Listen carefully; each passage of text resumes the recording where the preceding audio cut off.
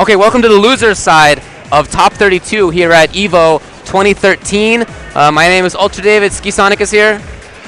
And we are going to do the loser side when they send us matches. The winner side is happening right now on twitch.tv/SRKEvo1. This is SRKEvo3 for loser side. If you want to see winners, head on over there. But as for us, it looks like we have Wolfcrone sitting down, although I heard that in fact we're going to have Snake Eyes versus Velociraptor, a SoCal battle here in Top 32 coming up first. We'll see if that is indeed the case. Check, I can't hear myself. Am I on? Okay. I can hear you. All right, I'll just... Okay, yeah, dude, I actually have seen Velociraptor play a lot on those Wednesday night fight streams, and he's strong. He is definitely strong. He has a good understanding of the character, I think, and he just needs a little bit more experience under his belt to really become a full-fledged player. I agree. And I think that, you know, his game against Geef is really solid. He has played it before. I mean, Snake Eyes goes there sometimes. He goes there sometimes to Wednesday night fight is what I'm talking about. And so they have a little bit of experience against each other. There aren't really other top-tier Gokens or Geefs in the area. So if they're going to get that experience, it's pretty much going to be one or the other. What's that? What? I was just thinking about that tweet that dude wrote about how, like, Evo seems ghetto, and I was looking at myself in the camera, and I was like, what are you trying to say? What you trying to say, bro? Hey, it's loser side. We decided to put this up because it would be a shame if we didn't get all these matches up on stream. Yeah. You know, it wasn't necessarily planned this way, but we wanted to bring as much content as possible, as much of the good matchups as we can. That's right. We weren't planned. I don't think that we have done Evo commentary together. Yeah, I think that's right, actually. Yeah. Wow. Ultrasonic at Evo live for the first time. Well, whenever this gets started, we'll let you know. But for now, I see that it's Gamerby versus Urio playing over on the other stream. I can't tell what's going on. I can hear a little girl screaming, so I guess that means that Gamerby won that round. Gamerby took it. That game looks like. Yes. Looks like that wasn't the final game though. Might be 1-1. We'll see. Oh yeah, that's up. Yeah, that's totally us. None of you at home can see what I'm looking at, but everybody here in the ballroom can see. So we have 3 giant screens here at Evo in this main room. The middle one and the left one are all the winner's side. The right one is us in the loser's side. We'll get going whenever these guys are ready. They're sitting down there, Snake Eyes and Velociraptor, almost ready to go. Whenever they are, we'll get started. The matchup itself, Goken versus Zangief. I play both characters. You know, Geef was my main back in the day. Goken has been one of my alts for a long time. Okay. Velociraptor, I think the I is a 1. Yeah. Yeah.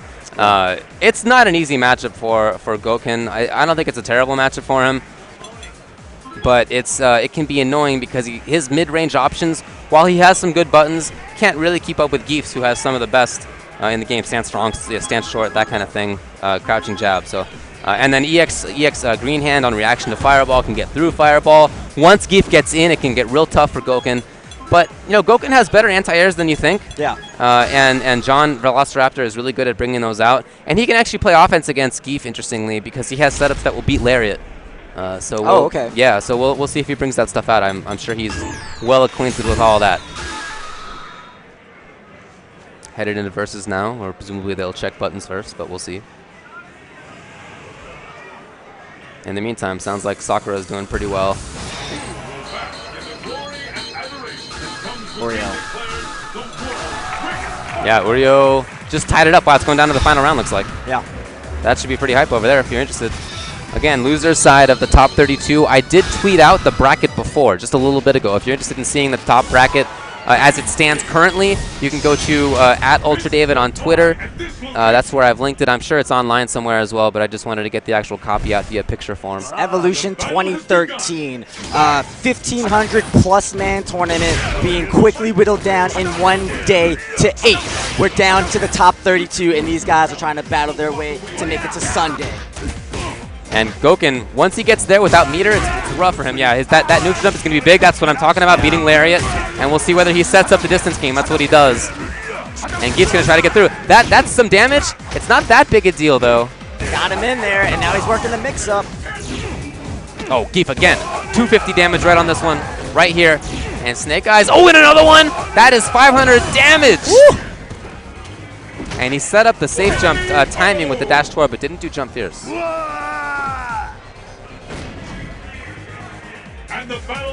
So round 1 goes to Snake Eyes, AGE Snake Eyes.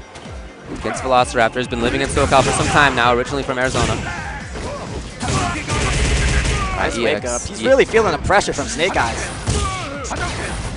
I mean, it would seem as though this would be a very favorable matchup for Gouken since he has such a fast fireball, but he's really having trouble controlling space. Yeah, there's a range where Gift can jump in that can be annoying for Velociraptor unless he plays kind of preemptively. Yeah. Oh, can he get out of there? No, keeps himself safe. Oh, nice reaction. That was an SPD, baby. That was a reaction right there. Makes himself safe. Oh, get the punish. Only stand roundhouse. Not too big. Snake Eyes is willing to take that to take off 3 of Velociraptor's bars. Anti-air, that's Crouching Fierce, gets it, and tried to get in, and tried to make something happen, and Snake Eyes knew it. Backdash, SPD, game 1. That's such a smart SPD. He makes incredible usage of that as a whiff punish.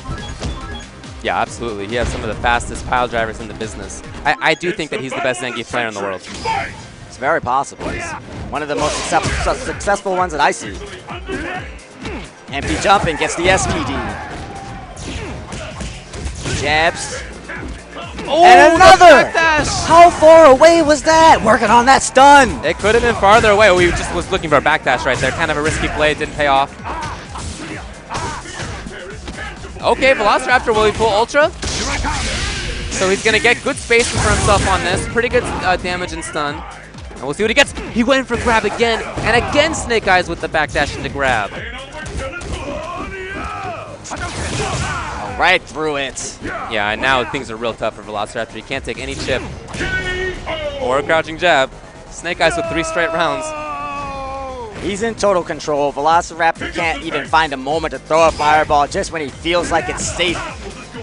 Right in his face again. And another SPD, a big one to start the round. Oh, he didn't get anything with it when he came down. He could have had Jump Pierce and a Crouching Pierce in the business, but at least he gets something, and at least he gets full screen. Right back in, though, with Snake Eyes. That's not enough right now. It's too little too late. His back is against the wall. Looking for a counter hit. Oh, no, this is huge. So much damage right now, and there's going to be... Oh, just pile driver. I thought he would go for a kick. That is more damaging, the Fierce one. We'll see what he gets afterward. Velociraptor in a bad look. And gets the full screen again. Ultra 2 is available, but on the knockdown, we'll see. And that is it for John. All right. Oh, okay. So that's it for Velociraptor. Like I was saying, this is loser's side. Everybody who loses here is out of the tournament. So Snake Eyes moves on. And we'll see who he plays against next. And like you said, you have the brackets on your Twitter. Yeah. Check out @UltraDavid and see what's going on. You can follow along at home. Right now, it looks like there's Luffy. I see Rose spiraling around. It's Gen. And against Shen, you're right. So that's a big one right there. Let's see who Snake Eyes plays against next. Oh, the loser of F, which is Human Bomb and Dako. Oh, that's tough. I mean, all the matches are tough at this point. Yeah. Everybody that's left is an absolute murderer. Right, 1,600 people are already out of the tournament. So just to let you know how many people we had, 1,600 plus. Only 32 left, not even that many now. Velociraptor's already out of there. So we're really winnowing them down. Finals will be on Sunday. The top 8, that is, will be on Sunday. That will be what Evo closes out with, actually. That'll be the last. That'll be the last matches of the weekend. Really? Yeah, that's the last game. Okay. Yeah. Well, it's such a star-studded cast that it really it's set itself up for a legendary top 8 with the players that we have here and the year that Street Fighter 4 has had, the year of development, the year of players, names, and faces that have come up and out of the woodwork. Yeah, I think this is the year where the game really was figured out ultimately. I mean, at this point, very few characters are unexplored. We have even characters like Gen, who we knew was good, but just hadn't been really done in the kind of way that now Shen is doing. So, you know, we understand the game fully at this point, and that means that now when we play it, we're really playing the game with all of the rules. You know, learning the little ins and outs. It's kind of like learning the rules of any other strategy game. Finally, we know all of them, and we can really just play strategy. And that's my favorite time. That was my favorite time in previous games like Third Strike and ST and CBS2. Once we knew everything, that's when the game really began. So that's where Street Fighter is now, and that's why when we have such big tournaments like this, we have so many top-level players. And you're right about the top 8. There's no way it's going to be bad. We're going to have top-level players from all the corners of the earth, and we'll have amazing sets as well. We've had nothing but amazing international action today, it seems like. Even in the pools, man, we're seeing look, I mean, Mexico look who's just, versus Taiwan. Right, yeah. But, here we are in winners top 32, and it's Shen from Singapore against Luffy from France, Gen versus Rose, and 2 of the strongest players in the world. So I think that's how you know that the game is really coming to its own. It's true. Very cool to see. So we're just waiting for the next matches to be sent to us in the losers side. Just showing losers on this stream. Again, if you want to see the winners, you can go to twitch.tv/SRKEvo1. We can see it live. We're live. gonna stare awkwardly at this camera for like, I don't know. I bet we can do that for a while. Yeah. We can probably keep that up for a while. We're gonna have to because this guy is about to leave. Well, let's talk about who's in losers bracket. If you're not familiar with it. Yeah, let's do that. So it looks like, at least from the ones that we haven't run yet, Wolf Crone, Kyo Takebashi, John Guerrero, who was Velociraptor, just lost, Snake Eyes, Fudo versus Justin Wong is the losers bracket. That's matchup. a run back from last year. Is it? Yeah, I believe so. I don't remember. I think Fudo beat Justin last year, Okay. if I'm not mistaken. Okay. Krizzle versus Laugh. Mago. Krizzle beat Choi. Krizzle beat John Choi. Yeah. Very impressive play by Laugh him. beat somebody strong as well, Momochi. And he has to play against Krizzle. Mago versus I'm not sure. Then Mise, M-I-S-S-E looks like. Or M9-S-S-E? No, it's just Mise. It is, okay. Against Punko. And then we also know that Chris Hu is in losers. So this thing isn't full that I tweeted out before. There was still a little bit of work to do in getting down to the top 32 losers side. But in the winners bracket, our Gamer versus Urio, that happened already. Xiaohai versus Sakonoko, I don't think that's happened yet. Human Bomb versus Dako. Shen versus Luffy. Maziato versus Daigo. Tokido versus K-Brad. PR Rog against Chris King. And then Infiltration against Kazunoko. Trying to think about. Whoa, did that match happen yet? I think it might have. No. I would be mad. Yeah. I'd be mad. Me too. Luffy. Wow, Luffy. Did Luffy win? No, not That's quite. one round. Okay. This is the losers bracket we were talking about. Justin Wong on the left, on the one-player side. Let me say that on the right side of your screen. Right. On the other side is 2011 Evo Street Fighter 4 champion Fudo. So I was getting information from Fudo earlier because he was about to play on stream. Okay. So I'm like writing down this guy's achievements, Evo champion, blah blah. I'm like Super Battle Opera, Togeki champion, and I ask him, hey, you're a Togeki champion, right? What is it, 2 times? And he thinks, he like pauses, and he's like, no, 3 times Togeki champion. He had to think about it, Yeah, though? he had to think about it. Wow, that's how you know when you're pretty good at this game. Yeah. All right, games in general. It's probably not just Street Fighter 4. No, 2 on Virtual Fighter, 1 on Street Fighter. Yeah. He's a very strong player.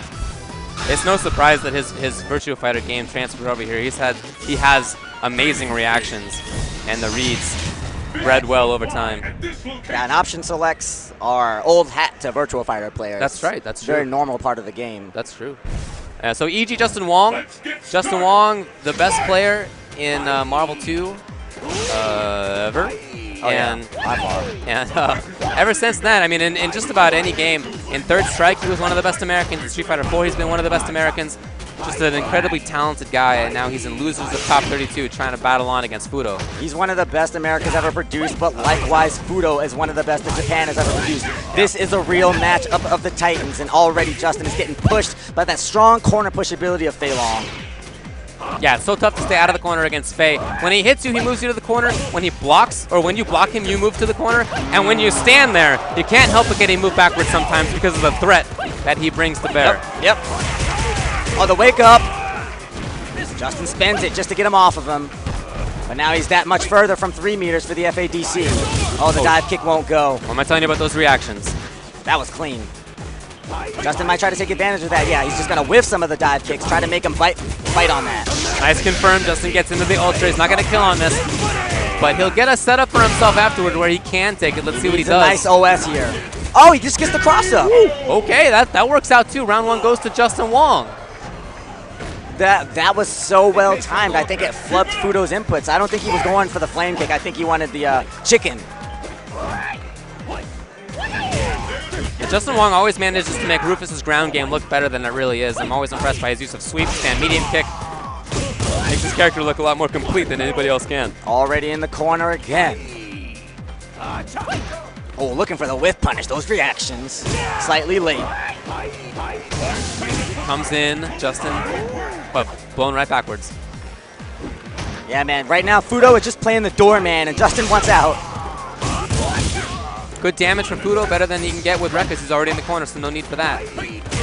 Yeah, he'll just guard that line, man. Justin's now finding the sweeps. Oh, the backdash by Fudo. What was he looking for? Well, Justin again with the sweep. Can he get in this time? Another chance, maybe another chance? Oh, jump back strong. You don't see that option too often, but it worked out great there. He gotten fed up with all those dive kicks and just wanted to get out of there, and it's kind of worked out in his favor. Now Justin playing very cognizant of this corner push ability, trying to guard his ground with the neutral jumps, but Fudo is just so sparing with these Rekkas. Justin can't get a great read on him. By the way, Shen beats Luffy in winners. The upset goes averted. Yeah. Oh, he was looking to snipe the dive kick. He had the dive kick itself, Justin did, but no combo afterward. Justin is really trying to find a way into Fudo's mind. Get him to whiff something to get a punish. But it's a slow game, and Justin is okay with playing that. Unlike almost any other Rufus, he's okay with that. He can play a ground game. He can play patiently. But Fudo now again has the corner, as we fought from. That's the setup. Solve this. He's got to EX to get out of it, and he does. Fudo really needed to see that. He should have saw that coming. All right, Justin had the cross up, I think, before. It was kind of tough to see what it was going to be. A backdash! And he's ready for it. And Justin just backs off. Again, he's okay with this slow-paced game. The grab punishes that. Do it! Not quite. And Justin's now just going to play reactively. If Fudo comes in, Justin's going to have an EX waiting for him. We'll see if it comes up. He's got to watch for that surprise flame kick. It's 2 meters loaded on Fudo, and he can't take any chip. Justin not taking any risks. There it is. He missed his input. Yes, he did. That was definitely supposed to be chicken wing. That's a heartbreaker. He was at a great range for it. Are you ready? Fight! Justin Wong up 1 game here against Razor Fudo. Trying to eliminate the champion from 2 years ago. Justin hasn't won Street Fighter 4 at Evo. And I know he wants to do it. He hasn't been top 8 since 2009. Trying to get there. Delayed dive kick, the second one goes.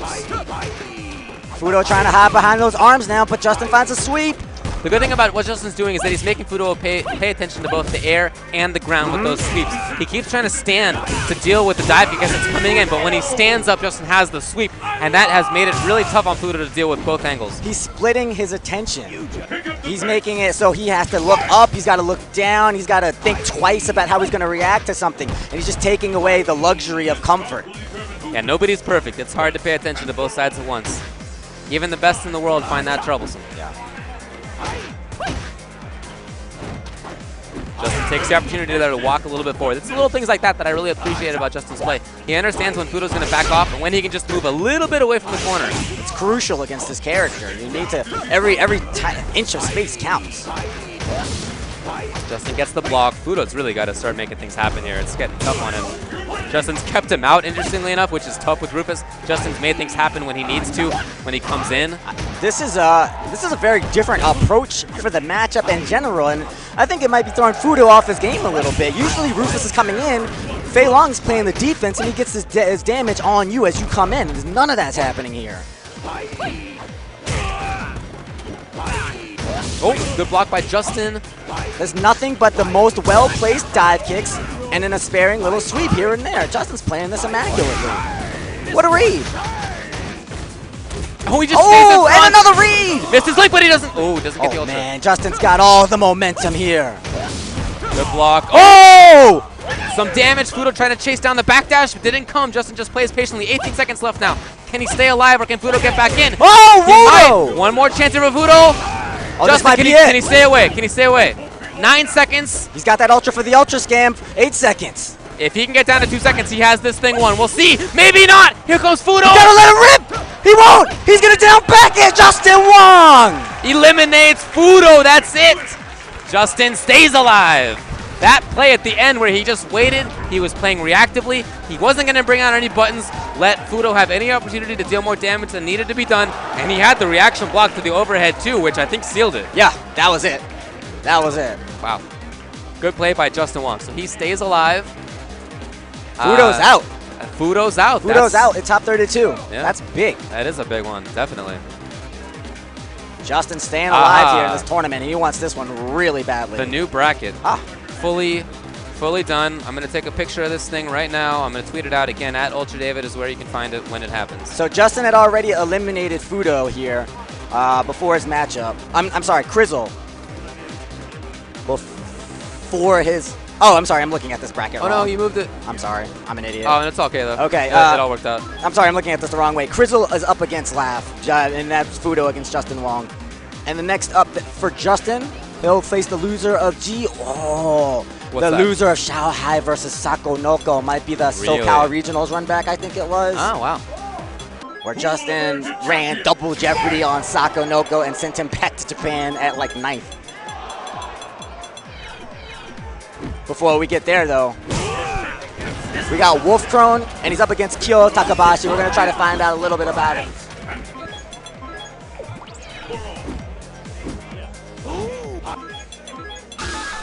Yubi-Ken. Can you, Yubi-Ken? Can you put his name as Yubi-Ken? Yeah. The world's fiercest fighters await. Will you be the last warrior standing?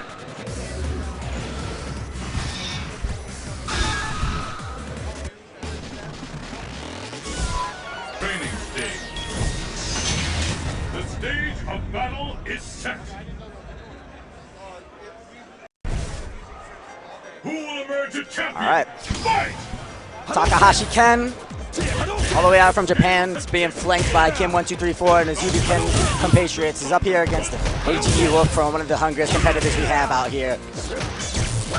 All he wants to do is just slash his way through these brackets, just maul his opponents on the way to top 8, where he believes he deserves.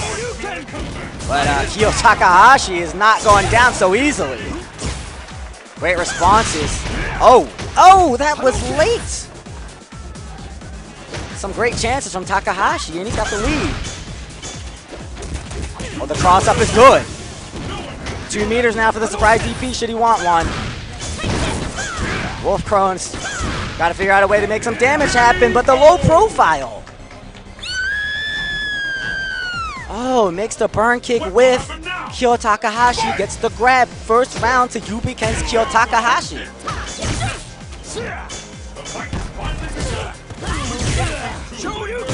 This is great. Oh, but that's a huge drop. A huge drop for Wolfcrone, and he's put right into the corner, but Takahashi throwing out the DP and letting Wolfcrone right back into things. Not a crumple. Not what he needed. Counter hit and the walk-up plus the grab. Wolfcrone is playing with some sort of fire in him right now. And that executional error there where he definitely wanted air burn kick but got nothing. Yeah. That played out for him okay right there. I see that happen to him a lot though. Yeah. Honestly. Not just him, in fact. It's like a Viper thing. Gotcha. Nice with the burn kick. Plenty of meters, but using them up real quickly. There, but still big damage. Finding that crouch fierce. Oh, that's another executional input. It has not been all clean this weekend from Wolfcrone. Strange to see. Used to seeing him be very complete with all of his execution, but you're right, not so this weekend. Still the wrong weekend to have that. Definitely not the one, but still a very even matchup. Crawling without any meters, still definitely one another. But Kyo trying to make his approach here. He does have the life lead still. Wolfcrone staying away. He's forced Waiting to for his sacrifice space, though, for the meter. He wants to whiff a burn kick, but that gets Kyo Takahashi in his face. He's got him in the corner now, and the cross-up goes even in the corner. I really like a couple things that Kyo Takahashi did there. He did a block string into the slow fireball. So when Wolfkrone did focus backwards dash, he actually still got hit by the fireball because he was too slow to focus it in the first place. Nice. Those little things, I think, are so cute. Very clever. He's going to put Takahashi up a game.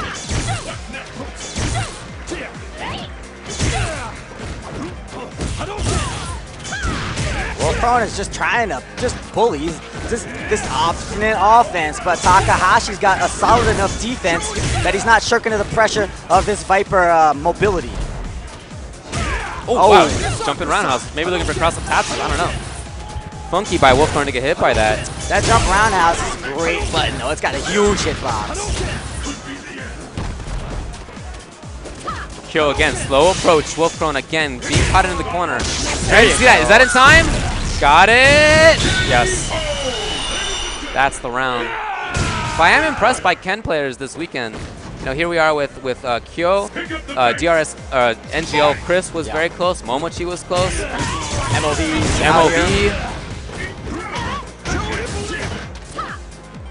Backs off smartly. Oh, right over the low forward. Gets the overhead. And now going to pressure him down in the corner. Exactly what Wolfkrone wants. He finds the counter hit, but then another mistake. He'll Takes just the game play anyway. right through it. That's what you got to do. If you have an execution-heavy character and you drop something, it's all about the recovery. Man, you cannot see his eyes. The battle has begun. I like that focus. Man is on a mission right now. But cannot count out Takahashi. This guy came all the way here from Japan. Doesn't matter who Wolfkrone is. Oh, ducks under, but then nothing else. Wow, that's an executional error. Speaking of, and he gets popped, but Wolfkrone lets him off. Yeah, Takahashi, though, he's really prone to this wake-up DP. Wolfkrone is liable to make him pay.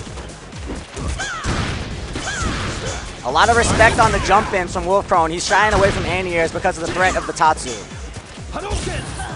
Getting back down in the corner, though, because of it. I love how Kyo uses those fireballs, either in slow poke swings up close or just to kind of move behind. He knows they're not the greatest zoning tools, so his use of them is very smart.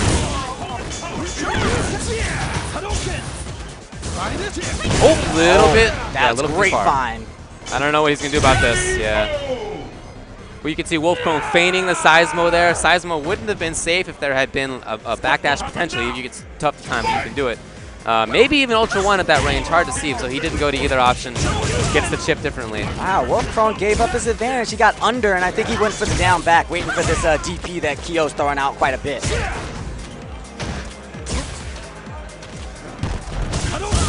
Oh, this is the big one here for Kyo. Nice series from Kyo. And then no grab after that. Crouching jab, crouching jab. Nice anti-air. It's match point now for both.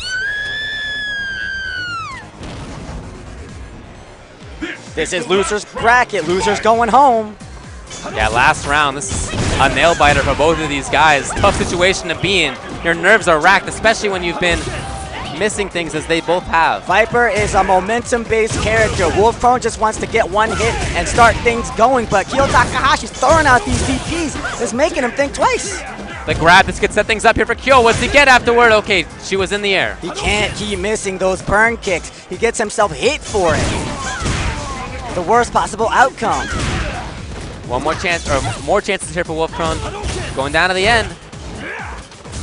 Ken in, corner now maybe, will he get it? Oh, and he used his EX.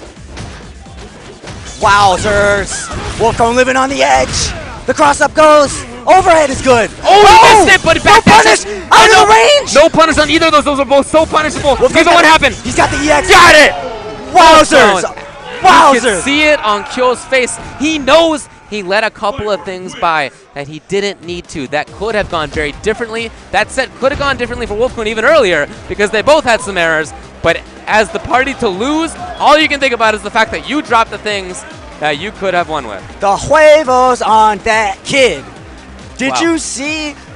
And medium punch Thunder Knuckle totally whiffed, and then he walked up and did the exact same thing. Yeah, I know. I mean, It could have been dangerous. It should have been. He did it again. Like, no, I know that this works now, and I'm doing it. Hey, it did. That's it what I'm paid talking off about, for the himself. obstinate offense. But hey, it worked. So he knew his character. Exactly. He knew the situation. Exactly. He's moving on. That's right. So let's see what his reward is. He gets to play against Wolfcrone down at the bottom here. Luffy. He plays against Luffy in the next round. That could be tough. That could His be experience against Rose might not be there. We'll have to see how it is. She is not a common character. tough. Rose used to be his alternate a long time ago. Okay. Back in before he was very well known, but yeah. Okay, so he knows the character. He should know the character, but these days having a relevant experience is important. But I think just the way that the matchup will go, I think Rose will have the tools to deal with Viper. You know, she has good long-range pokes that she can hide behind. It's true. She She's has got good air-to-airs. Yeah, good air-to-air. She's got the low-profile slide as well, so she'll have to worry much less about the burn kicks as a normal character. Right. That's true. Or as other characters, she's a normal character. They're all normal, except for Jay. It's the truth. Let's see what's going on the other stream. Can you see who's playing there? I can't see the two players. It's Evil Ryu and Yun, so I would think Sako. Sako, and then maybe who is Sako playing against? it might be Xiaohai. Shen? Xiaohai. Yeah. Xiaohai Yun? Sako's playing. I mean, I can't imagine anybody else is playing Evil Ryu. Right? Yeah.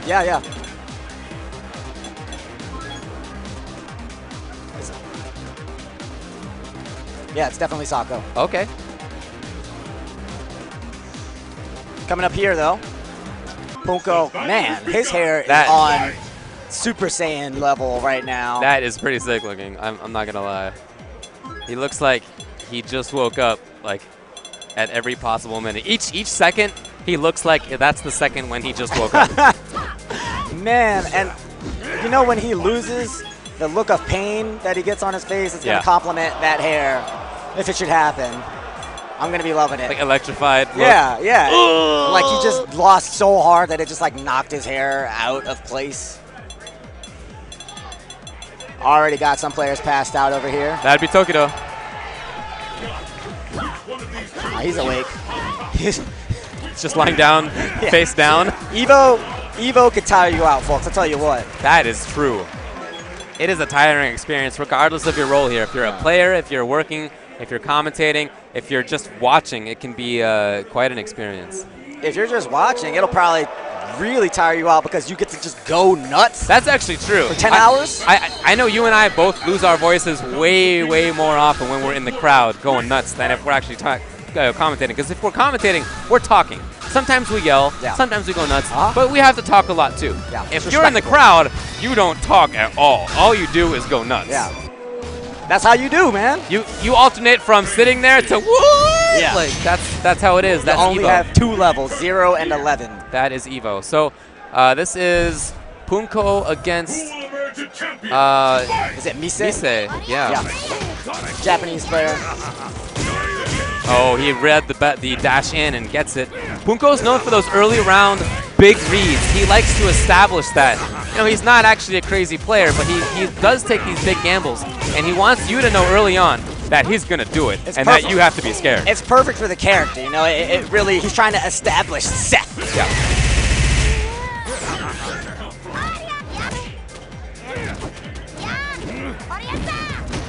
Looking pretty good, Punko.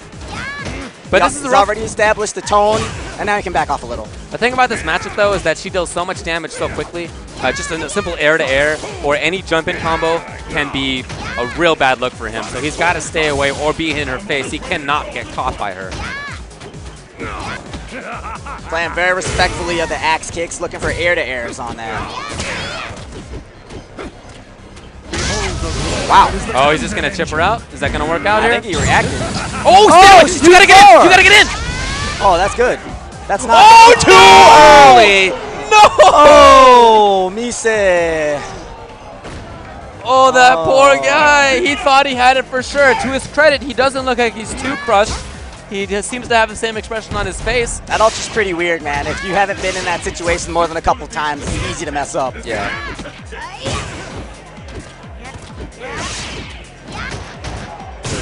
Mise still staying fairly resilient, yeah. That damage, Oh. and again. See, those are 2 combos. Oh, could have been 3 combos for the round. It was effectively 4 hits that won him the round there. So that's the strength of the character in this matchup. Didn't let that last round get to him one bit. Give me a break. This is the last round. Fight! Oh, yeah. Oh, finds the crouch strong. That's all the way into the corner. Yeah, it can be tough to approach her if you're not exact on your timings, because her buttons are so strong and pretty fast that you can run right into her. That is definitely one of her strengths. She has one of the better normal movesets in the game. It's just tough for her to get to ranges with her. Wow. Stand fierce to beat the axe kick. Oh, he waited. Good link. And the stun. First game goes to Punko. Staying alive, at least for now. Again, loser's side. All these matches that we're doing on this stream are the loser's side of top 32. This is the bracket of consequence. That's right, yeah. Winners, as we said before, is on SRK Evo 1. Wow, not even going for the DP. Really eyeballing that axe kick. And all the way into the corner, too. It's a smart option right there. Oh, punish. Oh, I'm surprised she can't just do crouching strong. Maybe it's too far for her. Oh, the control from Punko, working up that stun. Ding, ding, dong. Not much damage on this follow-up, but knowing Punko is going to make it count. Yeah, he'll just do the full combo anyway. Yeah. With the hard links and stuff. Looking strong. Punko putting the perfect up on Mise. Now, when Makoto hits him, it's a rough look. But other than that, I like Seth in this matchup because his mobility is so good. He can get in and really cause her some havoc. She just doesn't have great defensive options, and Seth is all offense. Every possible offensive option, yes. Right. That was a great punish. Yeah. Oh, and one man, hit away. that was money. One hit away from stun and effectively from the round. Oh, he could have gotten it again. Get Mise him! has made him some big errors. He was in his face. He was asking for it, but he's going to let Punko back in. Chasing Punko down, but Punko off the wall now. Jump strong. Oh, man. Wow, Punko will not let Mise get to daylight. And there's the grab. Mise, I think, looking for Dragon Punch. Basic guess, grab or Dragon Punch. Oh, it's the grab this time! Wow. He had been holding that, but Mise just jumped. Punko's got to be upset about that one. He feels like he set him up, I'm sure, but he didn't get it. Still match round. Chases. Oh. God, look at the damage. She's hit him twice. Watch out now. After this, next hit could be the round. There's a stun, and it's gonna be. Mise evens it up 1-1. Damn. That's a rough break for the big guy, Seth. You go down that quickly. That's the problem with the character, you know? That's his design. All the options in the world, but not the life to deal with them. There's the DP.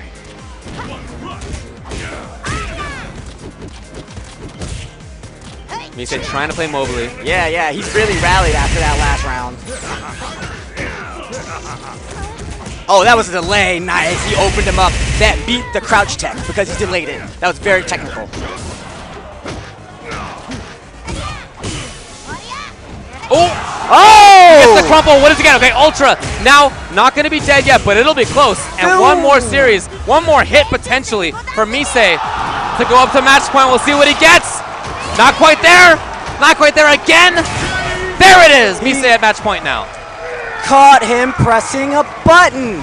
And over on the mainstream, Tokido just raising Demon K-Brad, I think, into the loser's bracket. Yeah, it was actually Luffy who I saw go to sleep earlier. It wasn't Tokido. Back to the matchup. Mise trying to chase down Punko here, but Punko finds the grab. It's match round for Mise. Punko can't feel comfortable, but he's still being just as offensive as he was in the first round. Looking to build that stun. The dive kick. Perfect there it reads. is. Exactly what Punko needed was a round full of perfect reads right there. And it's not over yet, but a great start to it. But I don't know, man. Can you get 2 rounds in a row like that? The odds are now stacked against him, in a weird way of phrasing it. We'll see if he can do it.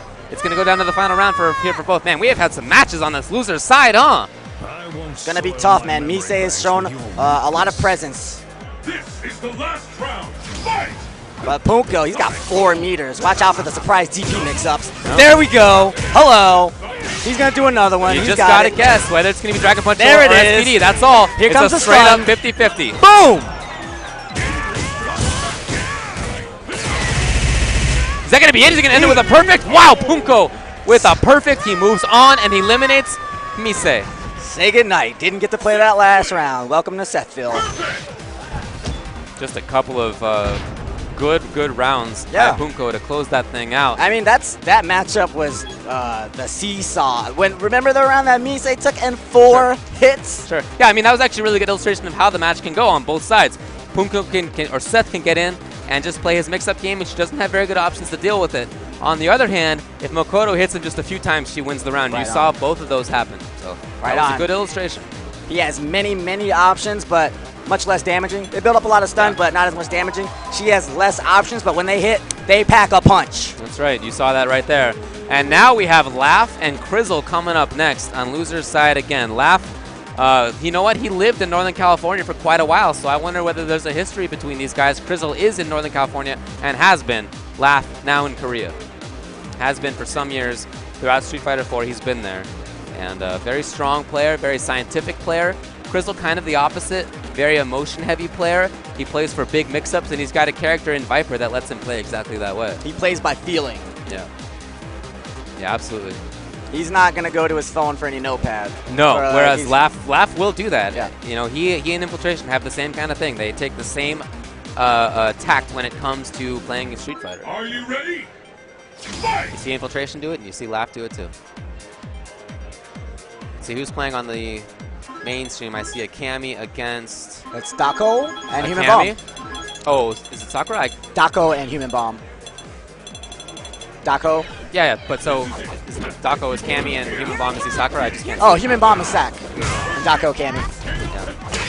Yeah. Here I come! Here I come! So Okay, that's looks over like on they're the ready to go. mainstream. On SRK Evo 1. Here on SRK Evo 3, like we said, Laugh and Infiltration, or sorry, Laugh. So hard to decouple those. Laugh and Krizzle That's right. coming right up. It's survival of the fittest on a global scale. Who among the challengers will make it to the top? Man, speaking of decoupling those guys, I haven't seen, you know, the Laugh and Infiltration's corner type thing in a long time. I think these guys both probably have something to prove. This though. Yeah, you know, there was some conversation for a while as to whether Infiltration could win without Laugh and vice versa, being the coach for each other. So it's cool to see that they've both gotten in the top 32, both proved that they're very strong players in this game. Mostly by themselves. They really haven't been coaching each other. I haven't seen them together. Yeah, actually me neither. Such methodical play right now from Laugh. Yeah, the thing I like most about Laugh is that he has so many situations in his head. He game plans for everything. And so you see him bring out normals that you don't normally see Ryu players bring. You see him bring out timings that you don't normally see either, because he's just thought about and planned for all the situations in advance, and he goes right to whatever it is he needs to do. Sometimes, though, that can be a double-edged sword. Being able to recall all the technical issues at a moment's notice can be very tough. For somebody like Krizzle, man, he's just going with his gut. Yeah, it's an interesting matchup in that way, because we have a very scientific player against a very just feeling style player, gut style player, as you said. And that can actually be tough for both of them. Scientific player can have a hard time getting a read on a feelings player. Feelings player can have a hard time dealing with somebody who knows all the ins and outs of every situation. Right. And now in that first round, it was technology over gut, because he went with the low profile, low forward, and totally cleared out the burn kick. Again, low profile, and he's going to have to stop approaching with that burn kick. The throw for the timing there, that's definitely something that you see from somebody who knows the game well. That's punishable. Oh, Could have been better. Without the DP there. Almost cost him huge. At this point, Laugh is fine with those trades. If he were to trade with Seismo with Fireball until death, that's fine. Nope, doesn't even need to. Laugh takes game one. Seismo does more damage than Fireball by a considerable margin, but Ryu was so far ahead on life that it was fine. That's a comfortable lead, and that's the reason why. Things like that. When you can trade to win, you know you don't have to be clean, great position to be in. Tried to get the grab a little bit too far away, was laughed.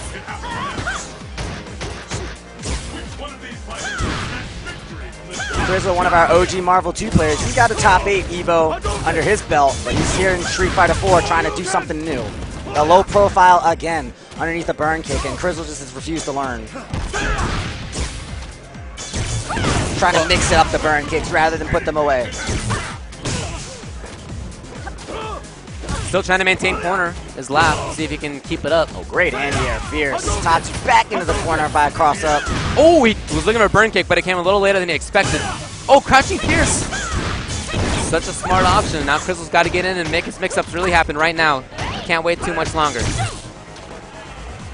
And he backs off. I don't know about that. I think that might be kind of costly. Oh, there it is. That's not the most damaging combo that he could have done, but not quite going to be death either. He needs something else. What is it? Low profile. I don't agree with him going to burn kick there. He has to learn.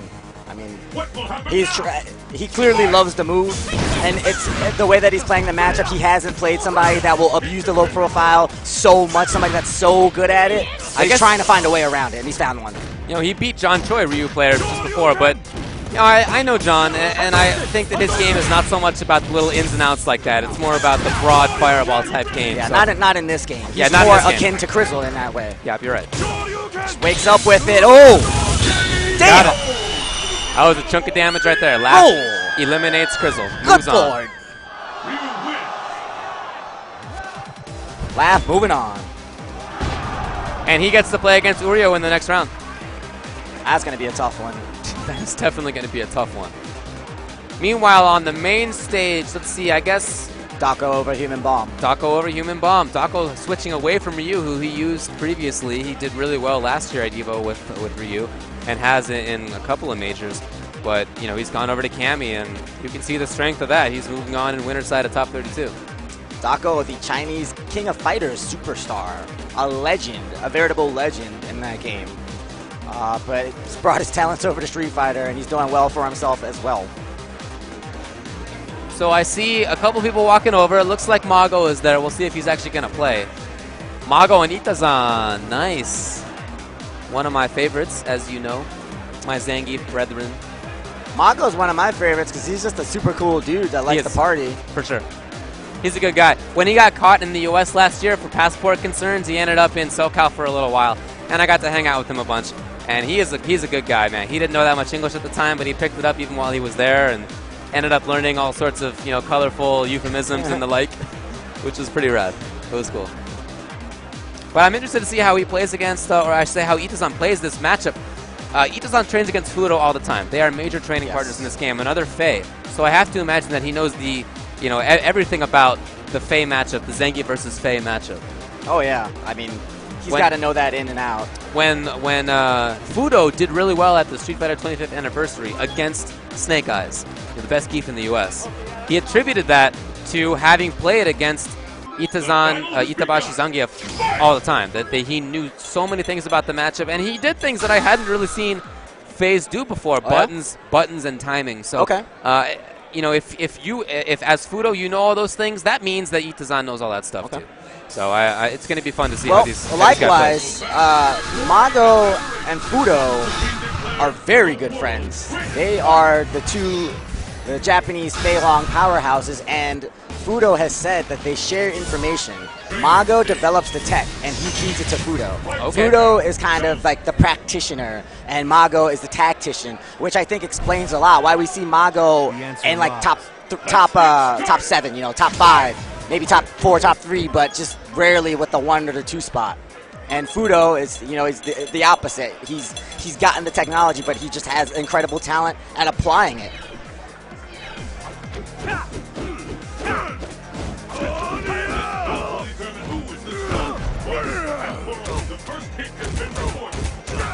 Ready again! Mago, button check, sweet. Yep, Just checking buttons. Yeah, so maybe these guys, if they have that Voodoo connection, maybe they play against each other all the time too. Could be. So the thing is, Itazan beat Wolfchrome.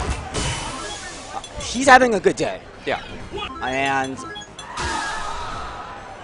for the reason that I mentioned before, if he's got the hot hand, I would give him a slight edge, just because we know that they both know the matchup, and Mago, of the two Feilongs that are in the discussion, let's just throw all that out the window. I don't know why we're even talking about that, as if we forgot that Mago was a Sagat player in Vanilla and that he's kept that character around. And this is the time to go to Sagat. Wow. Against one of the best Zangiefs in the world. But this is like your homie, though. You guys came from Japan together. Hey, we're in top 32 of Evo now. In fact, we're the round after that, so we're in top 24, I guess, right now. This is crunch time. You do what you got to do at this point. Business time. And, I'm sad to see this from Itazan's perspective, because this is one of the worst matchups in the game. It's a horrible matchup. So tough to get around, and Mago's one of the best at it. So it's a tough look, but if you're Mago, it's the right choice. Yeah. It's tough because Zangief really has a hard time getting around Tiger Minefield. His jumps can't deal with it well. His buttons can't. If he ducks the high Tiger at the last second, he still takes the block. He still takes the chip damage. So just all these things. If he even hits EX Green Hand, it's not that big of a deal because he puts Sagat at the exact range that Sagat wants to be. Big grab, though. Oh! He knows that's not a real block stun. That's huge! Itazan with the back grab. That's kind of going to blow up his positioning.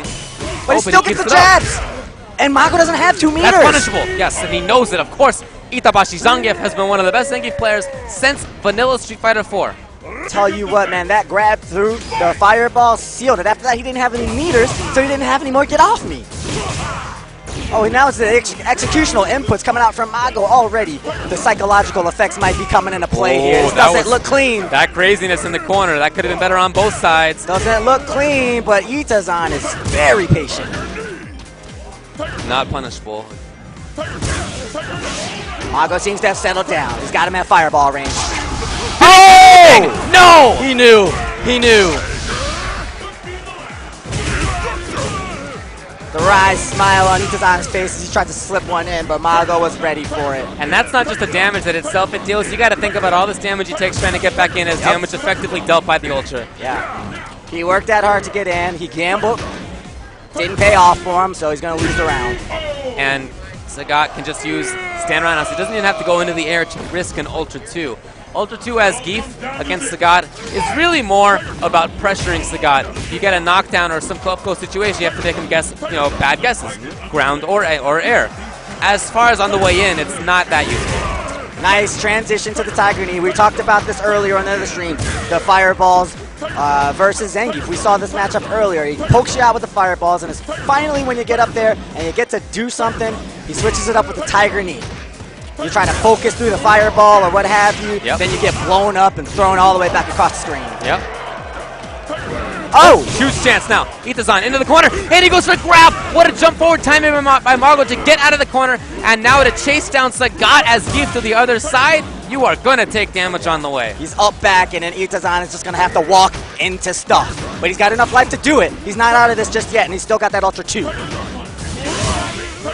Great EX. Perfectly timed as Itazan was going for the focus. Great read from Mago. He's burnt up his meters.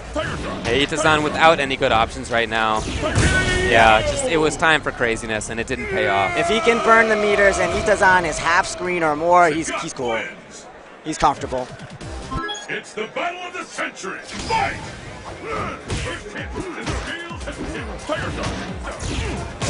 Okay. Oh, he's going for the focus. Okay. Gets the 360 kick. This gives him a much better post-knockdown situation. One of the few times when Gief really gets a knockdown on Sagat.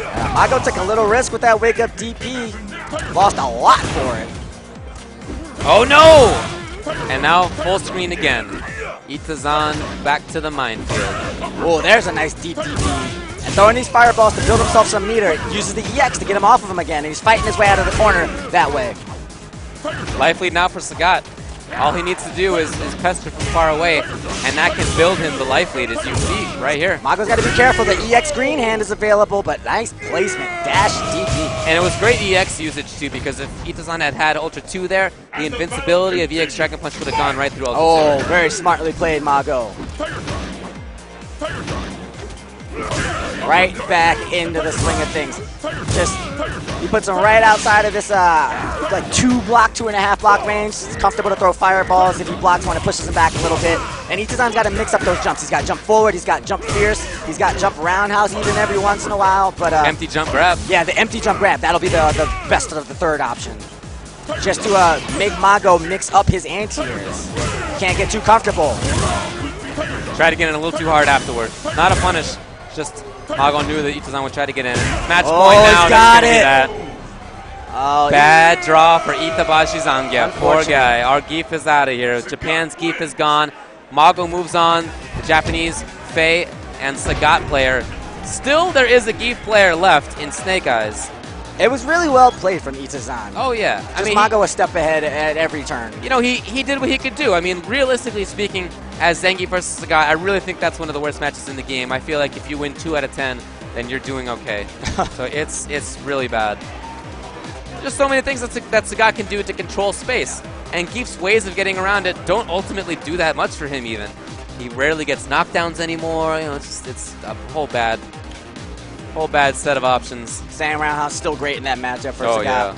You know, they've nerfed Stand Roundhouse, yep. And they've buffed Zangief's crouching attacks. Yep. Like sweep. But, you know, what are you going to do?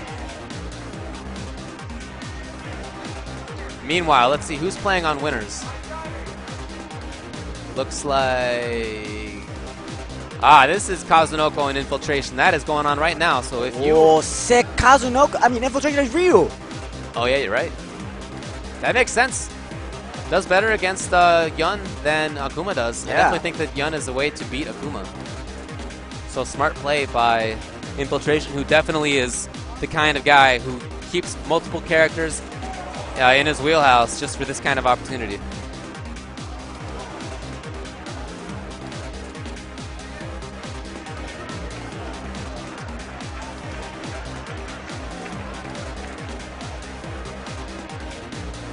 If you're just joining us here on stream SRK Evo 3, this is the losers bracket of the top 32 of Street Fighter 4 Arcade Edition 2012 here at Evo 2013.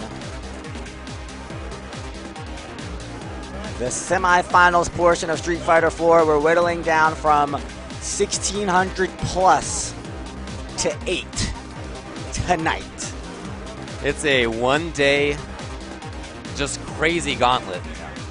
In order to get through it, if you're on winner's side, you have to win something like 8 matches to get there against, you know, eight of the best players in the world. That's like... If you're in loser's bracket, it's a lot more than that. Yeah, it's ridiculous. If you were to lose first round, then I think that means you'd have to play 15. It's out of this world. It is. Oh, you know what? It's like winning a little mini tournament, and then you have to win a major, and then you have to beat the 7 other best players in the world. That's yeah, you're right. Evo. A 16-player pool, then some awesome set of players again. Yeah, absolutely. It's a tough day. And only the best can do it. So I just retweeted a tweet from Kamano where he says he updated the bracket with everything he knows so far, just via, looks like some MS Paint stuff.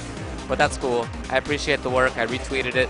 Up next is Latif and Chris Hu. This is a funky one. I hope Chris has been playing Oni the whole way. We'll see. And good job to him for making it this far. Very strong player. You know, he's been commentating for a while too, and he's one of the few who's been able to do both really well. Usually this is kind of like the out to pasture situation. Wait, who are we talking about? Chris? Chris Hu? Oh, yeah, that's true. Him and Yipes. Yeah. I always have to kick around the idea of like the commentator's cup because it just sounds cool. Yeah. But then like I have to somehow, you know, tweak a format that won't just be free for Chris and Street Fighter or for Yipes and Marvel if we to have it. That's true. Or for me in ST. Yeah. James Chen can eat it. Yeah. Hondo. Yeah. Young guys. Let's get started. Jimmy C and Seth K over there. Yep, there you go. That's the mainstream. JC Hensor, Seth Killian. And there's Chris Hu on the right side of the screen, setting up on one player's side. Latif is on the left. Did you know he plays Faye too in addition to Viper? He told me earlier that he was thinking about bringing out Faye in some matchups, and I don't know whether this is going to be one of them, but he's got that ability. Okay. I didn't know that before. He's also, so he's Saudi Arabian, right? He's here to study in school. He's been going to school in Arizona for 4 years, for 5 years, I guess, and he's graduating now, or he did graduate. And so he's going back home in August, and he's just going to start working there, and he won't be able to play in the American scene anymore. Yeah, so we need him to win this Evo for America. If he wins this one, I'm going to claim it for That's America. ours. Oh, yeah. Once he moves back and he comes back to Evo, because he said he'll always come back to Evo. Uh-huh. Then it's going to be Saudi Arabia. Then we're rooting against him. Oh, yeah. Then it's not America anymore. Yeah. But now he's American. So, well, I guess it's America, so whatever. This is fine. But, you know, if he wins this thing, I'm totally with you. It's USA. When he did really well at Evo, I was rooting for him because of that exact fact. Yep. USA. USA. That's right. We can claim anything we want. That's what we do like, in America. That's our privilege, man. Yeah, that's pretty much how America does it. Deal with it, rest of the world. Cross up on the burn kick. Oh, getting into things so quick. Already the stun? Was that a button check? It's not a button check. This is for realsies. Oh, boy. Wow. This kid looks like an animal right now. That is one way to start. You can see Chris Hu's reaction. Okay. Settle things down a little bit here. What? Let's get back to the mid-range game. Let's get back to owning pressure. Let's see if he can make that happen. Oh, my God. Put this kid back in a cage right now. What? Chris Hu just looks like a deer in headlights right now. Finally pushing some buttons.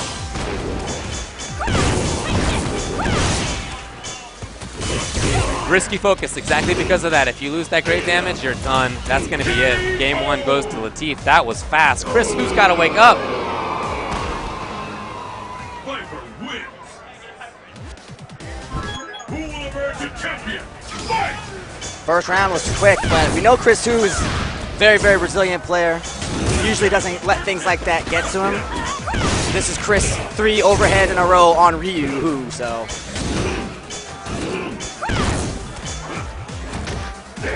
Just haven't looking seen for any pokes. I mean, we haven't seen any pressure from him yet. He really hasn't gotten the chance. He's very cautiously making his way in, and then he's met by a size knock. Nice jump from Latif, and the hard knockdown. Oh, Chris. Almost done. No, he's going to be fine now, but almost dead, and there it is. Latif is at match point. This is so quick. Come on, Chris. Will the tide of battle He turn? just rolled in here, and it's just like sticking holes in Chris Hu's chest right now, dude. Okay, this could be the start. Chris Yeah. has got to make this one count. He's in the corner. This He could has be all the meter in the world, but swing. hey, falls apart. Nice. That is all Latif right now. Challenges with the stand jab to at least try to get her out of his face for just a second. And you can see it in Latif's play now that he's no longer concerned. He feels like this is in the bag. He had F80Z toward for no reason before. Oh, wow. Might be getting a little bit too loose. Here comes Chris. Oh, that'll it. do it. That's the match. Latif eliminates Chris Hu just like that. He absolutely ran through him. Yeah. I didn't expect it to be like that, but hey. That'll do it for Chris Hu. So, Chris Hu out of it. Loser's side on this stream exclusively. He went pretty far in the tournament. Oh, Great yeah. job. Top 32 out of 1,600 people is amazing. All of these people should feel pretty accomplished. This is a great day for everybody. But Latif moves on. He's going to play against Bone Chan in the next round. Oh, That's a funky match. that's Bone Sagat, Chan one of the I best. think he's probably the best. Well, He's like in the running with top yes. 3-ish to Top- 4-ish. yeah, for sure. Sagats, yeah. For sure. And he's always been there. Yeah, absolutely. An amazing Sagat player. We'll see who's up next. Still waiting right now. I see again on screen, so I'm sure that's This is so Shen, funny when they Shen have. versus Dako playing Honda. How about that? Yo, this dude actually has the remote control to that gigantic screen. He's like walks up and flips the channel. That's awesome. Again, with the big advantage right now in life lead. And he goes low into super. What? Is that going to close it out? That's going to do it. Wow, the last hit. Wow, Dako actually picked Honda. Yeah, so I'm saying I haven't seen him play Honda. I had only seen him play Ryu previously, so to see him play Cammy and now Honda is kind of funky. Clearly went home and devised a counter for everybody that he thought he was going to fight. Yeah, he put in the work, He's definitely. Clearly that dude right now. This is a good one. Punko on the right. We saw him in a very close set earlier against Mise, but he ended up on top. And now he's going to play against Chris King, the Vega player, Vega the Claw, out of San Diego, California. He doesn't get up to as many tournaments as he might like to, but when he goes to a major, he tends to do well. And here he is in top 32 with the Claw. Well, as I understand, he lived in Japan for a while, right? Yeah. So he's got some of that, that overseas training, and it really shows. His Vega it's just very sharp, like no pun intended. You can say if your pun was intended. If it wasn't, that's awesome. It wasn't. Well, you're the best.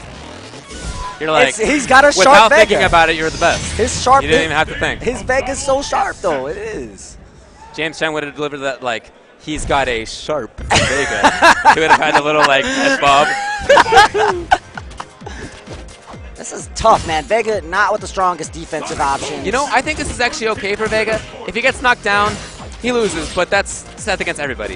So it's not that big a deal. The bigger thing is that for Vega, usually it's an issue that he can't deal that much damage at a time. But against Seth, that doesn't matter because Seth has 0 life. That makes sense. It's kind of an interesting interplay. Not necessarily how you think it would go. Slide to avoid the dive kick. Gutsy move by Chris, but knowledge of the matchup. Good Nice block, D, yeah. yes. He's looking for that wall jump, and Punko is already eyeballing it, trying to keep him off the wall, but nice find there. See, that's good damage That right hurts. there. Yeah, that makes it look like the unnerfed version of that move when it used to just do a grip of damage.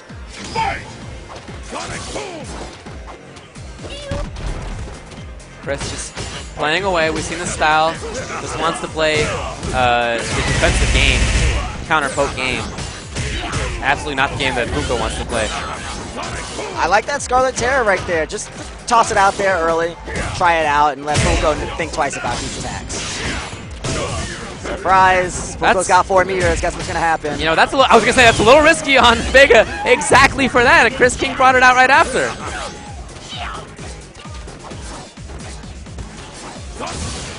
Yeah. Oh, had he gotten him into the corner, that would have been huge. It would have been surprise DP time with nowhere to go. But keeping it mid-screen is great for Chris. Oh, still clipped.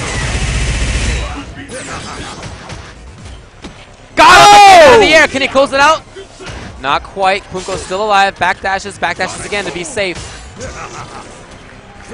And Chris King again, just staying away. He backdashed the second hit? Amazing. That's not supposed to work like that. It whiffed. Oh, there's nowhere to go now. Now he's done.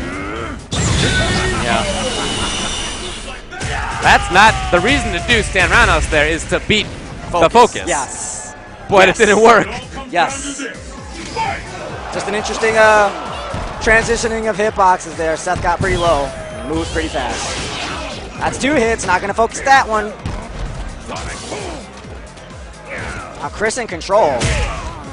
That's a good trade for him. No punish at all. That needed to be anything better than that. Chris King with a big miss. He overthought the punish. He overthought it. Just hit him. Stand fierce. I don't know why he didn't do Stand Fierce, Stand but fierce. at least he got something that time. Nice anti-air placing right there. The wake up crouch strong. Yeah, he did that, and it hit him. Counter hit. The slide under again. So slippery, Chris King. He's playing loose, but he's got enough life to do it. No, that's going to be it. That's it. Chris King takes the first game. Only 1 game. Not over yet, but Punko on the ropes. Remember, we're in loser's bracket. Look at the smile on Chris's face. That's the face of somebody who wants to smile and rip on his opponent, but he's trying to keep calm. Punko lost that last round because of a combo drop, but the rest of the game, I think it was fine for Chris King. Even if he had not dropped that combo, Chris is still in a good position. Yeah. Oh, and he's moving off the wall very nicely, staying out of DP range, but that was a nice find from Punko anyway. Excellent counter hit normals, or counter placed normals, I should say, from Chris King. Oh, Wow, he actually got him with the shenanigans? gave him the shenanigans. He did. And now here's a bad place for Chris. EX something, whatever it was, did not pay off. Not quite dead yet, but yeah, that's that. So Punko with a nice recovery in that round. He got what he wanted to. Get in, make it happen. Smart option. Oh, and again! Reads. He's just reading, and they're going. Punko doesn't like getting read. If you're reading him, it's tough for him to win. That's his whole game.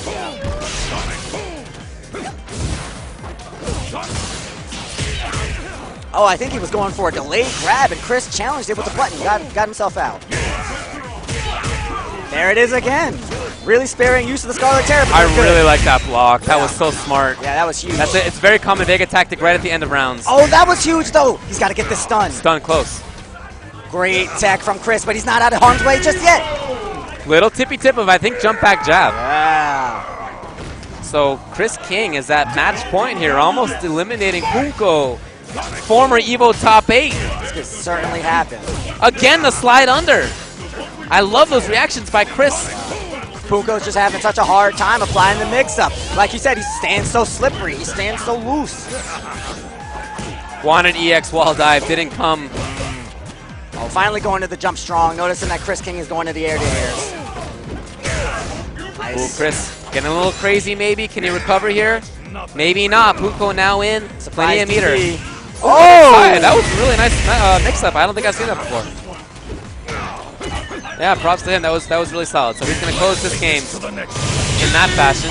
And we're going to go down to the final one for both these guys. On the main stream right now, Mad Catz Tokido, Mad Catz Daigo. That is a marquee matchup if ever there were. That's right.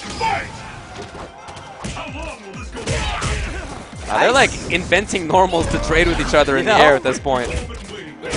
Scarlet Terror is not a good reversal move. You really have to have a read on what your opponent's coming in with, and he's getting it.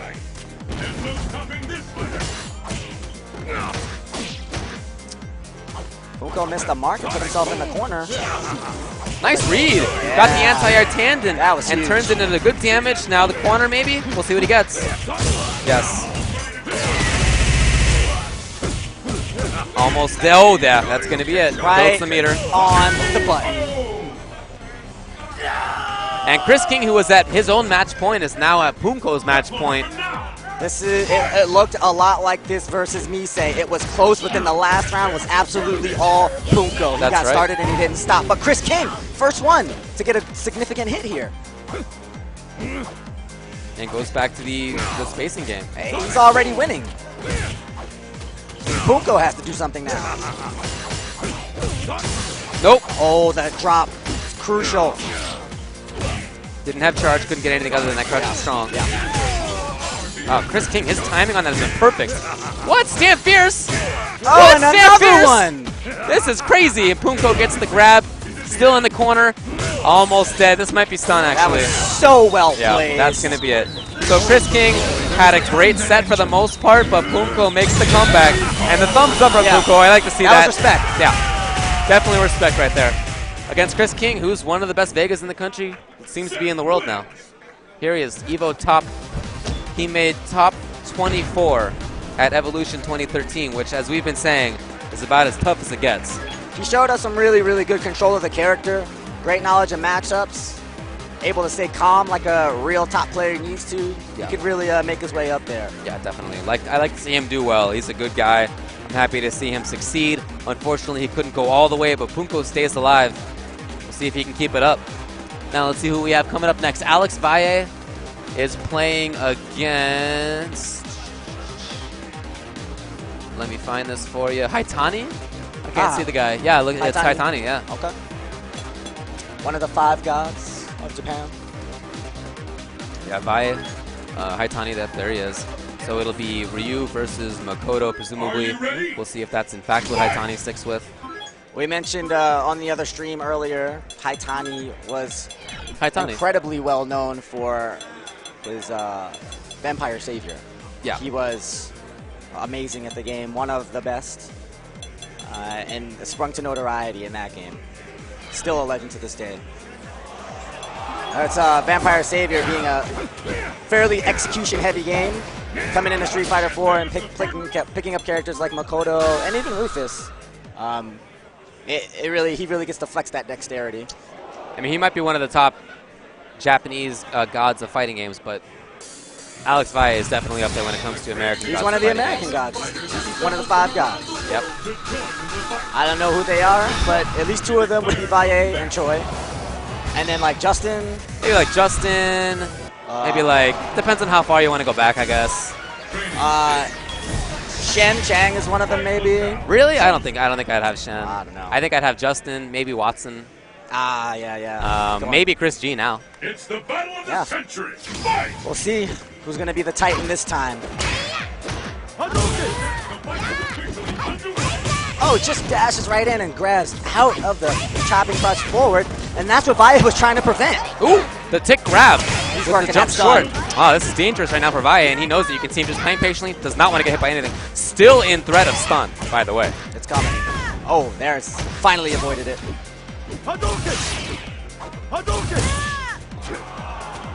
See, Haitani just trying to pick a spot on screen where he can react easily to things. There it is. She doesn't have the foot speed mobility to pick her spots that well. So she hangs out at a spot, hopes you come there, hopes you press a button, and she has these amazing buttons that can flow right through yours. What a setup. Oh, and the axe kick, another setup, working up that stun again, and Valle escapes to the corner. Not looking good for Alex. There's a stun after only a couple of hits. Decent follow-up's going to do a lot of damage. Tricky setup, too. What's it going to be? Oh, knockdown. Okay. Alex fighting back. No! Dash under Stand Fierce? Is that what just happened? Looks like it. She's not a very tall person. That's true. She's a short girl, schoolgirl. Yeah, that's true. Ducks down. Yeah. It's the battle of the century. Haitani making quick work of Valle in that first game. What's next? Yeah, you see how she moves there. It's tough for her to get a spot. So as the player playing against her, you have to play to what her difficult angles of approach are. Woo! That's bait out.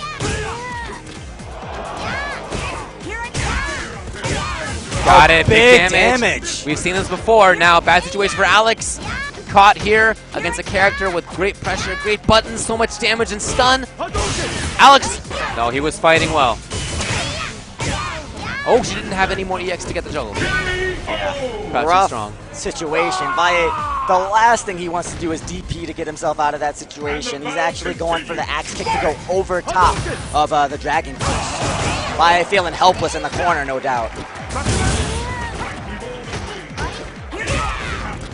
Well-placed sweep right there by Haitani. Dashes up when he sees the jump back because he knows he can take it. No punish. A little too far. Oh, he didn't have an EX. Might have been able to do it without that, though. Still in control. Haitani is all over Valle, and that will do it. Wow, what a set by Haitani. Got in there and just ate it up. That's Makoto. I'm just impressed by the spots he was able to pick with the character like that. I feel like that's her weakness, but he made up for it perfectly. So he eliminates Alex Valle, who's had one of his best years in Street Fighter 4. He's done for Evo. So Haitani still in. He gets to play against K-Brad after this.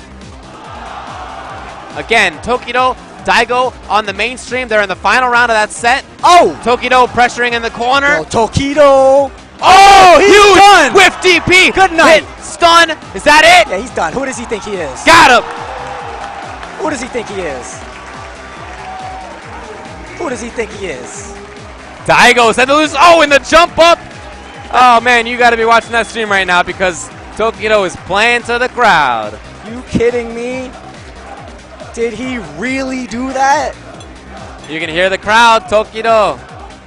Gamble DP with no meter. Wolfkron against Luffy. Luffy out of France. One of the best Rose player in the world. Yeah. Luffy. He wins tournaments with her, a character who, look, I don't think she is bad at all. I think she's a mid-tier character, but I know there are people who think that she's not that great. So it's impressive that he does what he does. Sure.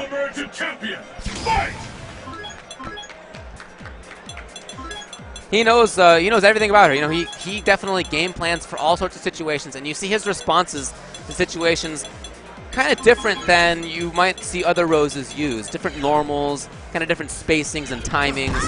And we've mentioned this a little bit before, briefly, when we were talking about this matchup before we knew it was going to come. Wolfrun and Luffy. Rose against Viper, her options, right? She can duck under things. She has those very low-profile moves. She has good air-to-airs. She has good on-the-ground options. Her problem is that if she gets knocked down, she can get lit up. That's the issue. Yeah.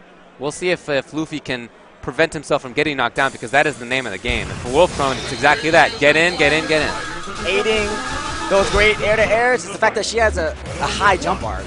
And in a lot of matchups, that can be detrimental. Leaves you in the air longer, easier to anti-air. But going air-to-air, you want to be above the other person. Air superiority is the name of the game when going air-to-air. So she gets above you, she doesn't have to worry about a burn kick. The battle has begun. Fight!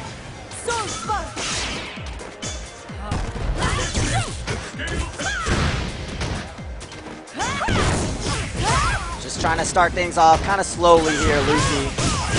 There's that big jump here. So that's one of the buttons I was thinking about when I talked about air buttons for her. So strong. He just wants to keep the pacing of this matchup within his control, but Wolfrun's trying to ramp it up, and he's getting there. Let the spirits guide you. Oh, got stunned on that even. Oh, man, that's an unlucky situation for Luffy. That's a heartbreaker. Going down like that. And the battle continues. Yeah, round one going to Wolfrun. See if Luffy can deal a little bit better with the approach. It was, you know, as we said, once he got knocked down, he didn't have very good options. Exactly. And just got He lit gets a up little after. impatient there, going for the jump in, cleanly anti-aired, and he just lets Wolfrun go to work. Now the stun. 15 seconds in. Perfect. Wow. That is a message right there from Wolfrun to The Luffy. message was actually received. He was nodding. He knew. Yeah. Viper wins. Yeah, he did. Perfect.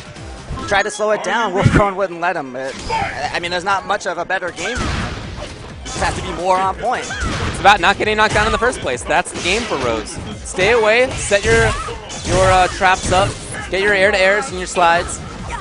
Most of these times that he got knocked down, though, he's gone in. I would expect much more neutral game, but it seems like he wants to pose the... Oh, this is Wow, fun. that was cool. Gonna get the punish, yep. Nice round by Luffy. What a response right there. I like that setup because it seemed to be some timing setup, and I think he just baited Wolfrun into doing a Dragon Punch. Oh, so yeah. Really smart. Yeah. You see people go to timing so often nowadays, timing setups with normals. When you see it, you just grow to expect, oh, you're going to do something crazy? Got it. Yep. So smart option by Luffy, but in this round so far, getting blown up again. He just wants to get into your face without giving you any chance to think about what's coming next. He's taken 75% off of Luffy before really he's gotten to do anything. That's somebody who knows the spacing of his ulti too right there. Used it perfectly, and into the corner again. Medium kick pressure. Oh, all that work might be done. Match point Wolfrun. All that work indeed. One burn kick. Yeah, that's the strength of Viper. If you know you're in the corner like that, you just can't be pressing buttons so recklessly. Luffy needs to keep it mid-screen. That's what he's trying to do there. Sliding under the burn kick.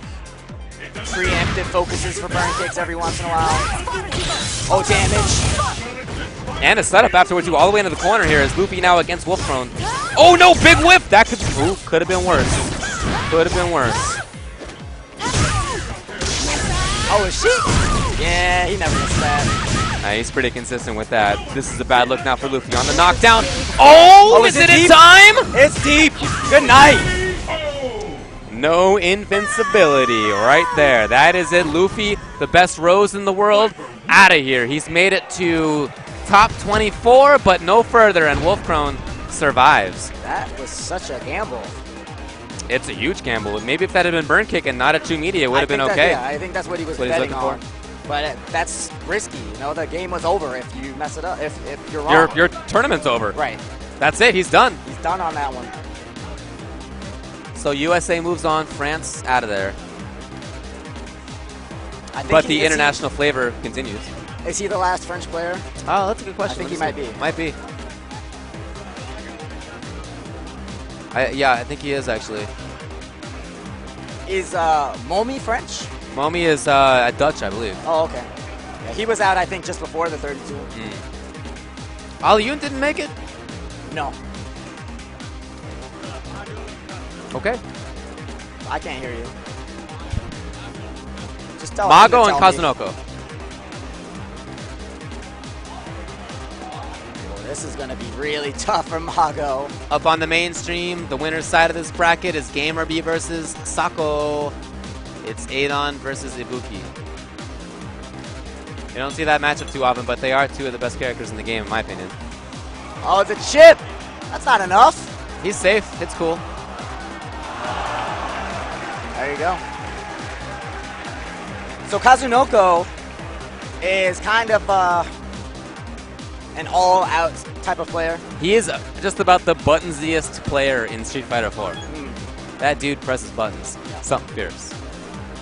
Wake up jabs all day. But he uses it well. He did okay last year. Exactly. You know, he's a guy that likes to press buttons and challenge things in questionable situations and do weird things, but his skill level is so high that he does those in situations where they work. They just aren't obvious.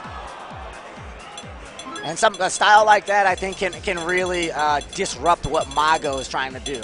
What place did he get in 2011? Got second place or third place? Mago? No, Kazunoko. Kazunoko? Didn't he In get Street Fighter? Didn't he get top in Street Fighter? No. No? Am I thinking of somebody else? Yeah, he was just outside of top 8, I believe. Oh, was he? Okay. Yeah.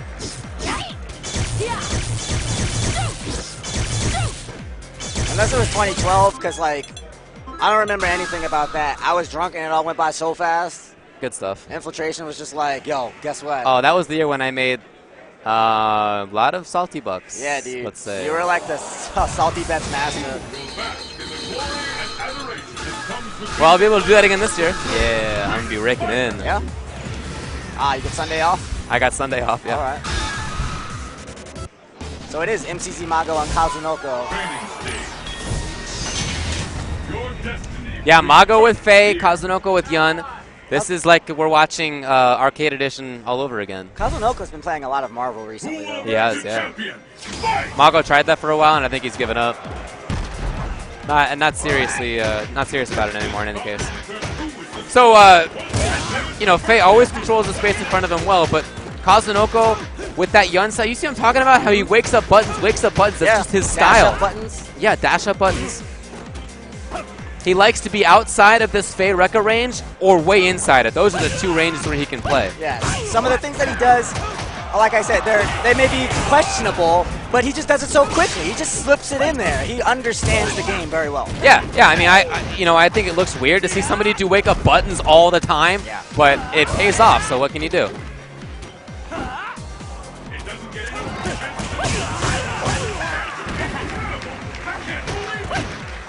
Kazunoko caught in the corner. Oh, gets out, but still pressured by Mago. Mago coming in. The grab again. Oh, smart. Very smart series right there by Mago. Up next on the winner's side is Human Bomb versus... Oh, no, PR Rog versus Infiltration. That's why the crowd was going nuts. America versus Korea. Maybe the best American player versus maybe the best player in the world.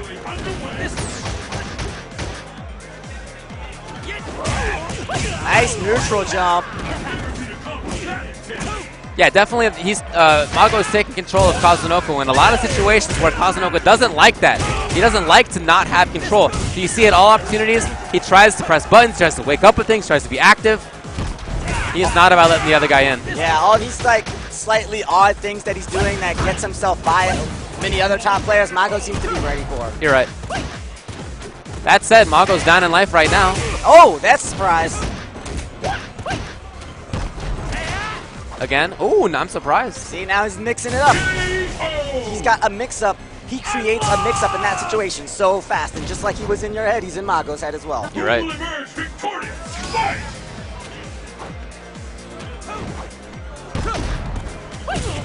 Getting the overhead. Mago went for the grab. Classic setup. Grab. Oh! Yes! Oh, that hurts. Working on that stun. There it is. Will he go for the reset? Yes. Oh, he waited for the DP, didn't come out. Mago, though, backdashes into the corner. Rough position, finds the jab and the Rekka back to mid-screen. Here comes Mago now, trying to put Kazunoko back, but Kazunoko does not want to be there. You can see with his reactions, EX, whenever he's in that situation, does not want to be cornered. He'll spend the meter to do it. Dude, he goes crazy time. That's his gameplay, Kazunoko. Now, did PL Raw go with his secret character that he's been working on for like 6 months to deal specifically with infiltration? Yang? Nope. Oh, he went with Faye. Okay, fine. Secret's out.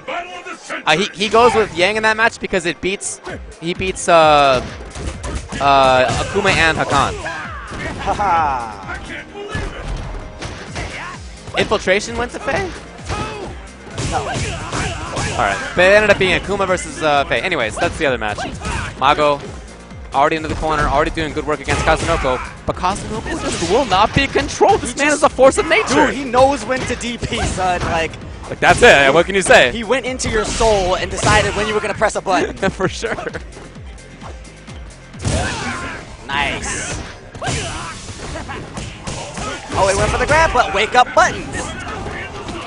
When you think he won't do it is the time when he most will do it. And that's what it always is. Yeah. Everything about this guy. Yeah. The Alex Valle, like, in a sense. Yeah. It's just excellent reads. Good spacing, too. Don't get me wrong. He has great spacing. He's outside of Rekka range whenever he can be, or, again, way inside. He spends as much time as possible in one of those two spots rather than in Mago's wheelhouse. So great on that, too. But when it comes to understanding when to be active and when not, he's one of the best. His characteristic is definitely his trickiness. His tricky is better than your tricky. Yeah. And he plays a good character for that. Nice read by Mago. Good damage. Not the corner, but better damage. Surprising. Yeah. That he didn't go for the corner push. Ooh, and again, almost stunned. Oh, that's OS! That is not easy right there. Option select into lunge punch. Yeah, behind a short kick, that's hard. Not dead yet. Oh, he followed. What? That's genius. That was genius. That's the word that I would use. Is that the word you would use? Because it might not be the first one I would use, but it was the second. Getting in there. Kazunoko just reads. He's got to be getting into Mago's head at this point. Yeah, match point Kazunoko. And so good at going from outside of phase range to right in there with a dive kick. Yeah, and you don't know, Mago doesn't know when he's going to come in. Each of these neutral jumps could be dive kicks to get right into phase face. Exactly. 3 different strengths of the dive kick, so he can alter his trajectory very widely.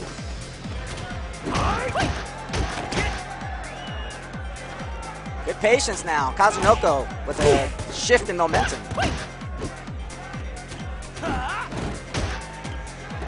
Yeah, I wonder if he was saving that kind of play until the end, because it's definitely not how he was going before. He's got that super loaded. He just really wants to get that hit. Well, here's the chance. Oh, no, not going to bring it out yet. Too many jabs to start.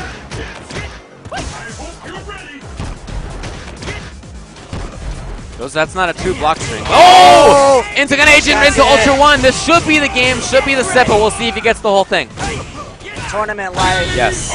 Mago eliminated by Kazunoko, who stays alive. And let's see, who does he play after that? So he got sent to losers in A.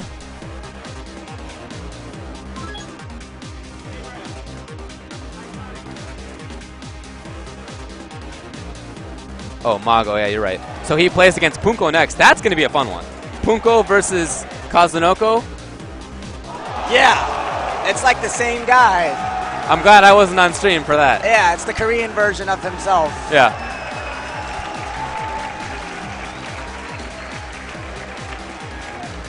But first up, we got K-Brad. K-Brad against, can't see the guy's face. Oh, Haitani. Yep, you're right. Who beat Alex Valle? Reward to play against Cammy. K-Brad took out Fudo on his way here. Wow. Oh, well, not took him out. He sent him to losers. Okay.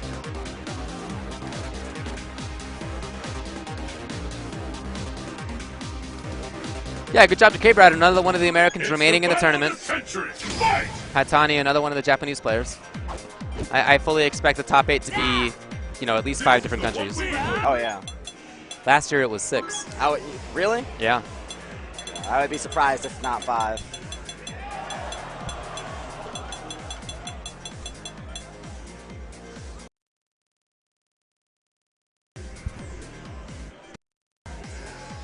So we'll see how well Haitani can do against Cammy. We saw him play against Shanghai, I believe, on the main stream earlier. And Haitani was sent to losers.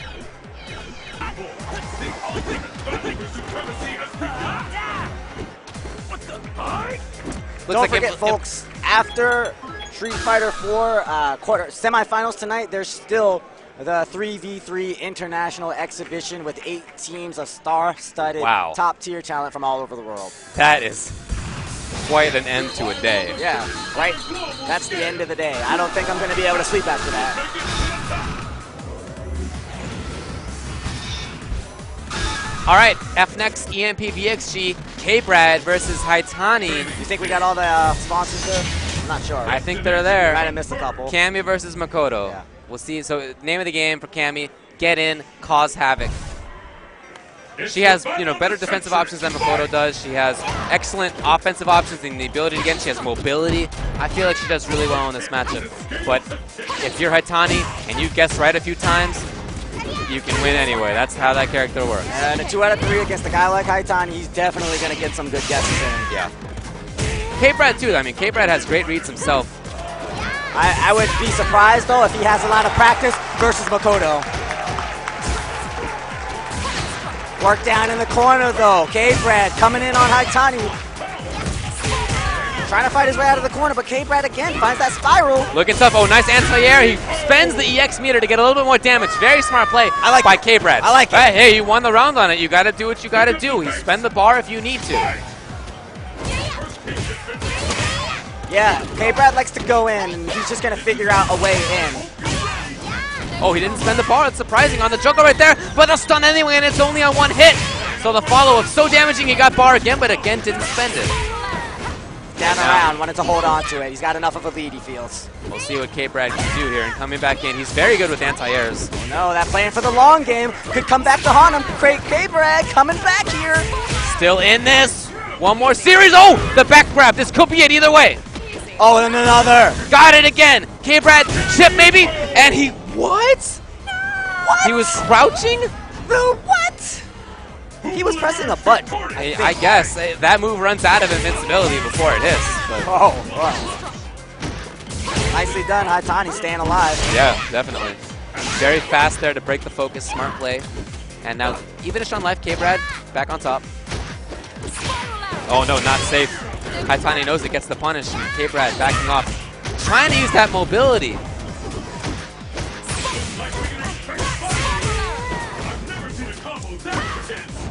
Oh, missed input, but it'll work out for K-Brad. That's lucky and unfortunate for Haitani. He doesn't get that, but here comes Haitani just going to mash out Ultra 1. This should be the game. And I think it is.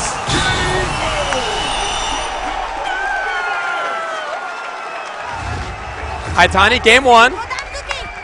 Got it there. We'll see if he can keep it up. He's done a great job of dealing with that mobility.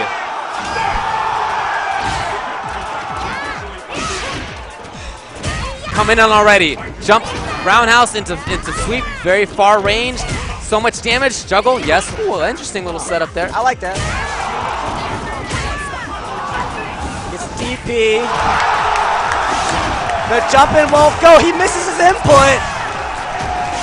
Sorry to break the action, but guess what just happened? PR Balrog over infiltration. Look, man, I've been trying to commentate this and not watch PR Balrog beat infiltration. Well, I can't do it. I can't do it. PR Rog, let's go. It's USA. Real. It's real. Send some of that energy over here to K-Brad. Haitani is getting into this guy's head. Yeah, Haitani now on match point for himself, and he's got the corner, which is exactly what he needs. K-Brad, oh, bad look right now for K-Brad. Really Haitani in a perfect spot. One more mix-up potentially. Took a risk with that DP, but it was not an undPable setup. Here comes K-Brad. Pays off. And K-Brad just trying to stay away. Nice read. He jumped out of the way. He can stay alive. Oh! Oh, wow.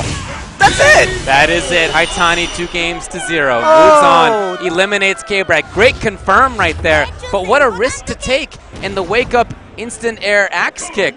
Any meaty would have beaten that, but he good. knew it wasn't coming. It's like Viper. You're right. You're right. Gotta do it sometimes. Yeah, See works what the, out. Yeah, see what the guy's gonna do against something like that. Sometimes they just get bodied. So- Haitani moving on over K-Brad.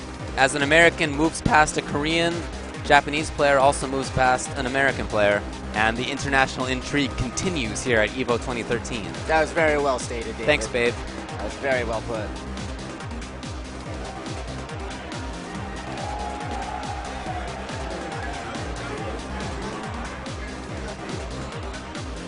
Hashtag, folks, is Evo 2013, and I know now is the time for you to go tell all your friends. We just did it. America just did it. PR Balrog just did it. Evo himself. And now obviously, my analogy of FGTV being the Kamogawa Gym has come full circle with young Ippo taking out perhaps Date Eiji or whoever Infiltration would be in the Hajime no Ippo pantheon. Yes. Personally, I'm just out of pelvic thrusts. I ran out. Yeah. I ran out of pelvic thrusts just a little bit ago. I'm done. That's all my pelvic thrusts are done right now. It's the quota.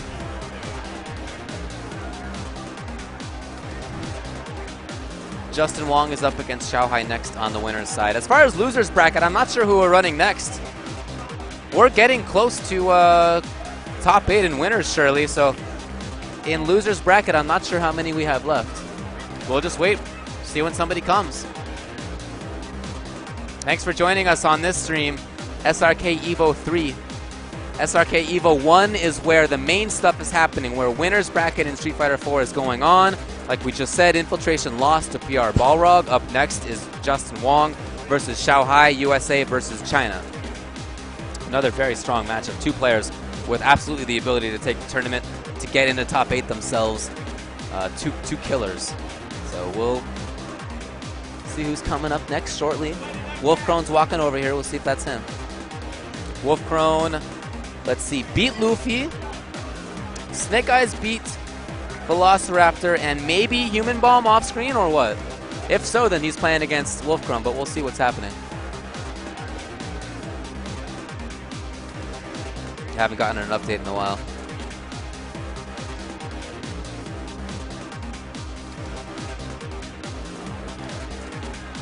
Yeah, you know, everybody's got to kind of let that hype wear off a little bit, you know, calm themselves down after that matchup. I think you're right. I think that is what's happening. But by the way, please check out madcatstore.com/Evo. These silent hit arcade fight sticks are awesome, and they don't have too many versions of them available. So while supplies last, get them while they're hot. madcatstore.com/Evo. I'm cool if you don't, honestly, because I like to listen to people's buttons, and those buttons are silent. I agree. It would benefit me if you didn't have better technology. So Other things Mad Catz has available this weekend, of course, the new game hardware line, as well as the old Slash shirts will still be up there. Check out apparel.madcats.com for their whole line. I love the hoodies. I love the new game hardware line. It's very well done.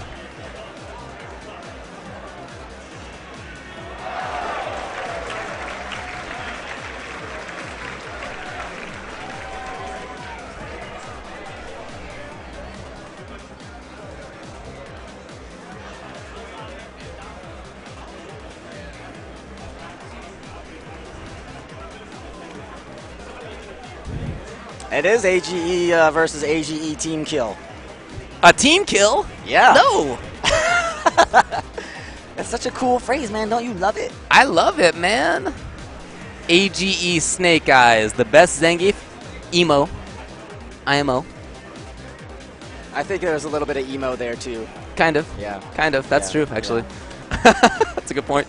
But Wolf Crone looks to be the best Viper in this tournament because I believe he's the only one Latif. left. Oh, Latif. Great call. Dude, Latif just cut through whoever that You're is. right. You know what? That was so fast that I forgot it Yeah. happened. That's a good point. Yeah. So 2 Vipers left, only 1 Zangi, and it's Snake Eyes. You know where my heart lies, man. It's deep in that Russian Yeah, chest. deep in that gigantic Russian's muscles. Maybe actually somewhere in the chest hair, because Okay, that's well. my home. All right. I got plenty of that. That's usually where hearts are. Yeah, in the chest hair. Mm-hmm. Yeah, if you got that much, maybe your chest hair like invades. Maybe it's like reverse chest hair. If you don't know, Do you have a lot of chest hair? yes, I do, and I have to take care of it because Really? it got to a point where, look, at 2 to 3 inches, it starts sticking out of your shirts. You have to do this? It starts sticking out of your shirts. This is a thing? Yeah. Wow. You don't know how my life I feel very is. lucky all of a sudden. You don't know how my life is. Wow. Every couple weeks, I got to spend 2 hours taking care of that. Wow. Yeah. I feel really good about myself right now. You just let your hair. You don't even need a haircut. You just wait till dreads fall out. Everything's yeah, easy for I you. don't even. It is shameless how little I take care of my hair sometimes. Well, it works out, man. Yeah. It looks nice. Yeah. That's the benefit of having that hairstyle. It's true. That's why I got it.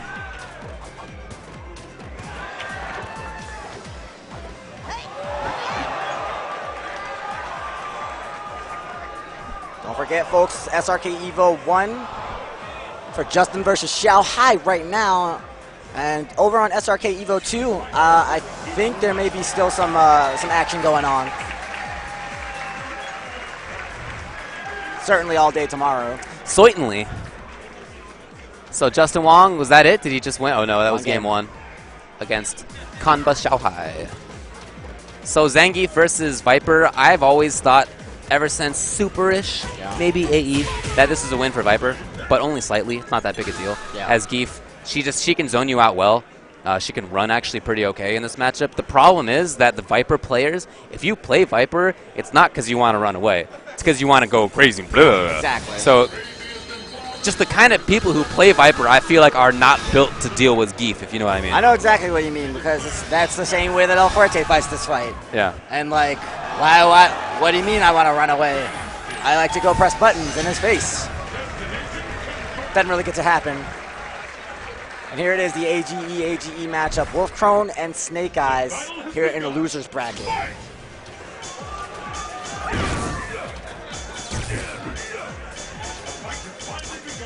First game, but second player Size doing pretty well right now. Wolfcrone trying to break the curse. Oh man, second player. So good. This is exactly where Geef needs to be. Get those reactions. Or the Thunder Knuckle. Oh, I like that stand jab wake up for the anti-air potentially. Didn't work out though. Chuggle? No. Chooses to just go into 360 God, kick. I'm too late. That is called Atomic Suplex, man. It's a cool name. Deal with it. Gets the grab. AGE Snake Eyes, round 1. Just got red. You see how he jumps back after that like a marionette? That's always bothered me. After he kills the command grab, he's a marionette. It's really frustrating to see. They were like, just throw in some extra frames of animation. Exactly, there. yeah. Nobody's going to care what this Whatever, looks like yeah. afterward. Meanwhile, Justin Wong moves on against Xiaohai, sending Xiaohai to losers.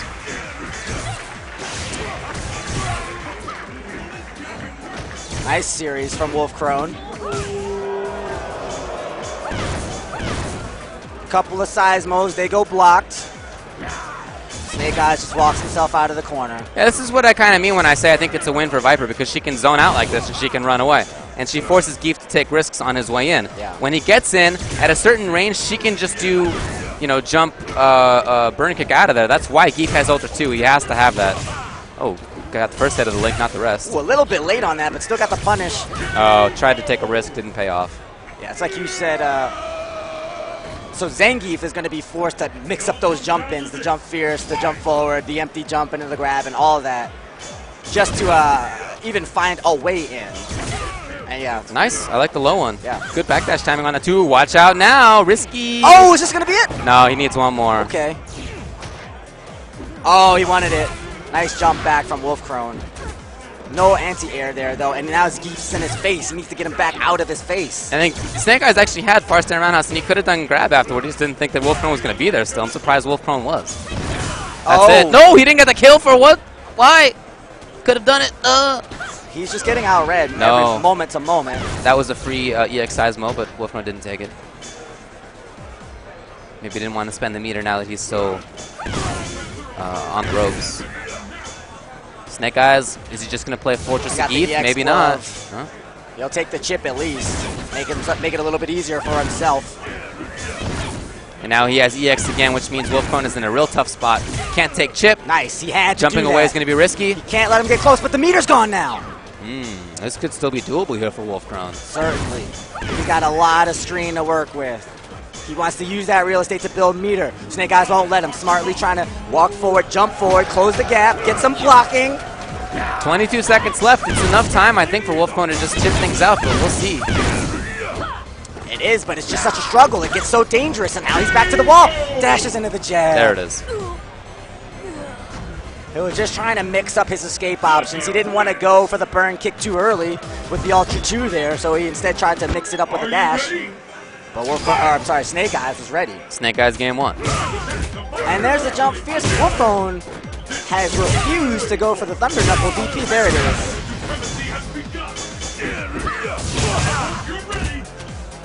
There it is again. Finally. I mean, he's staying very respectful of Zangief's ability to alter his hitbox on the jump-ins. It changes drastically, so he doesn't want his HP Thunder Knuckle to whiff, but a lot of these jump-ins, Zangief is just in his face. It's not going to whiff. I guess he's still scouting the Ultra 2, but even at the beginning of the round, he's just opportunities going by the wayside. Yeah, I agree. Neutral jump out of the air. And it's it's tough for her to make pressure happen, but she does have setups that beat Lariat. Her jump roundhouse can do that. Yeah, her jump medium kick can do it too, for that fact. Okay, I like the punish. The first time he's had that, stays in front. Oh, that should have been EX. No, wow, I'm surprised. Oh! Batter in the throwable frames. I don't think that was fierce Thunder Knuckle. Now that I think about it, because that's throw invincible now. It must have been strong or light. So match point for AGE Snake Eyes. Keith rarely makes quick work out of anybody in this game, but he's doing it about as well as he can right now. This is fast. Lumbering his way over there, finds himself an SGD. Such methodical play from Snake Eyes, man. Yeah, that's what I expect from him. That's how he plays. So confident of his positioning and his options. Okay. He just gets so much out of every little turn. He's really one step ahead of Wolfcone at so many moments, but that's just a high damage character. So when she hits hard. Backdash maybe?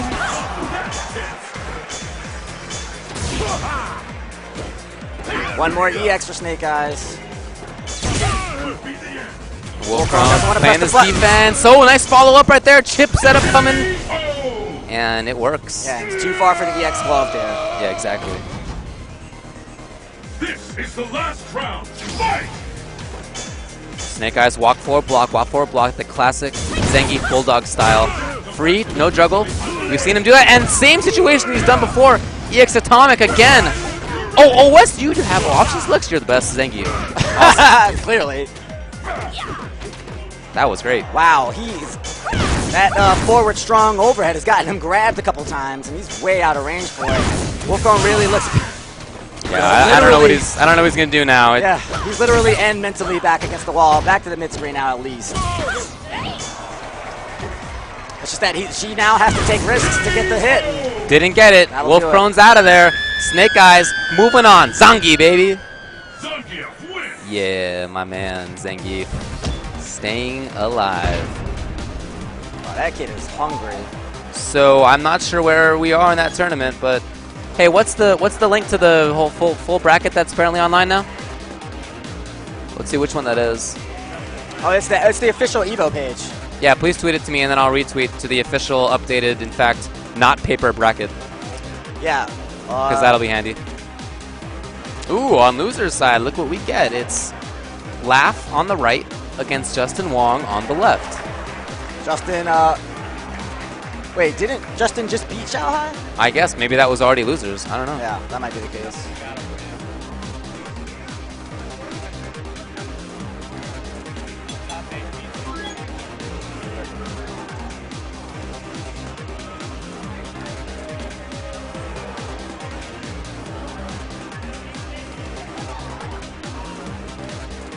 Oh, nice. Yeah, thanks for tweeting us.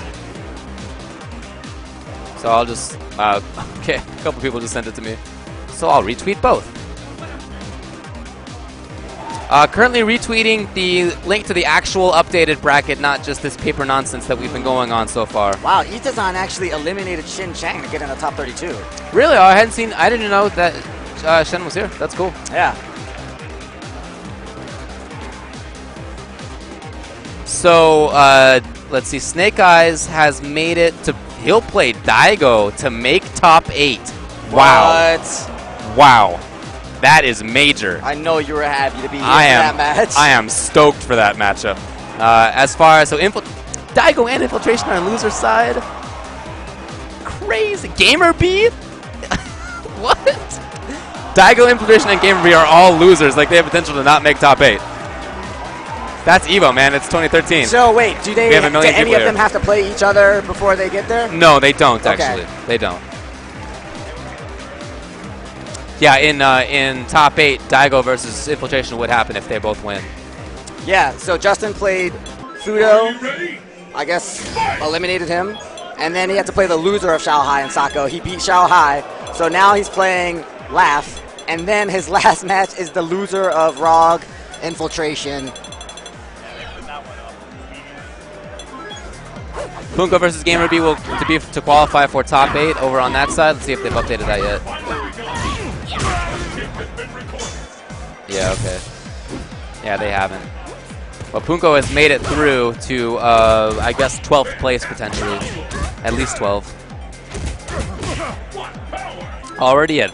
I mean, we've been at killer level for the last few hours, so...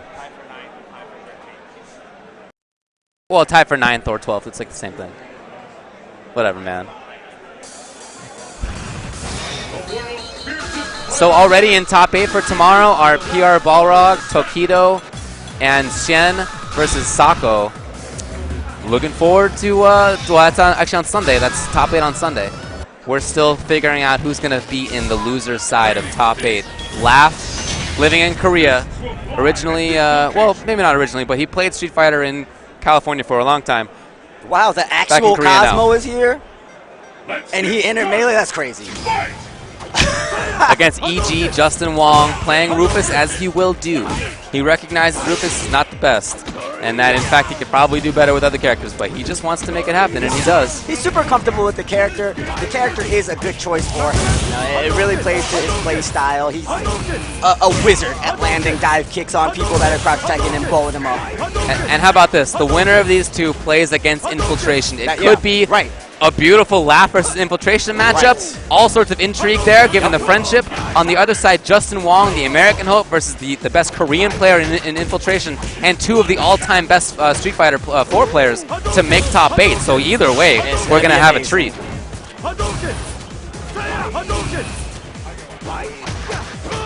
Wow, that's crazy. Right now, Justin has to fight Laugh and then Infiltration in that order.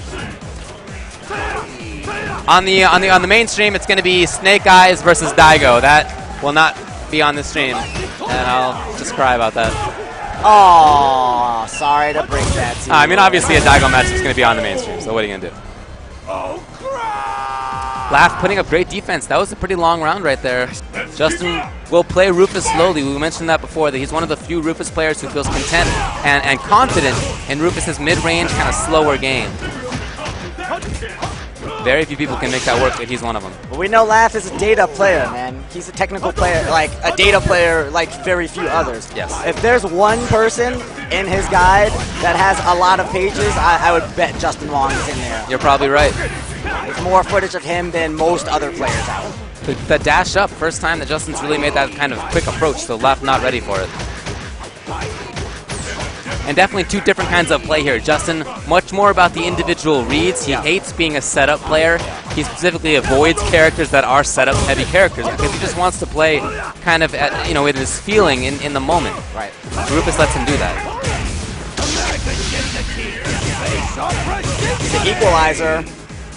Great positioning. Justin's made these mix-ups count. Let's see if he gets it here. He does! Round. Follow-up, not quite. Oh, wow, really? Terrible! Wow, I'm really surprised he didn't just do EX Messiah, but barring that, I'm surprised that he didn't just block. Funky. That dive kick was a little bit high, I think.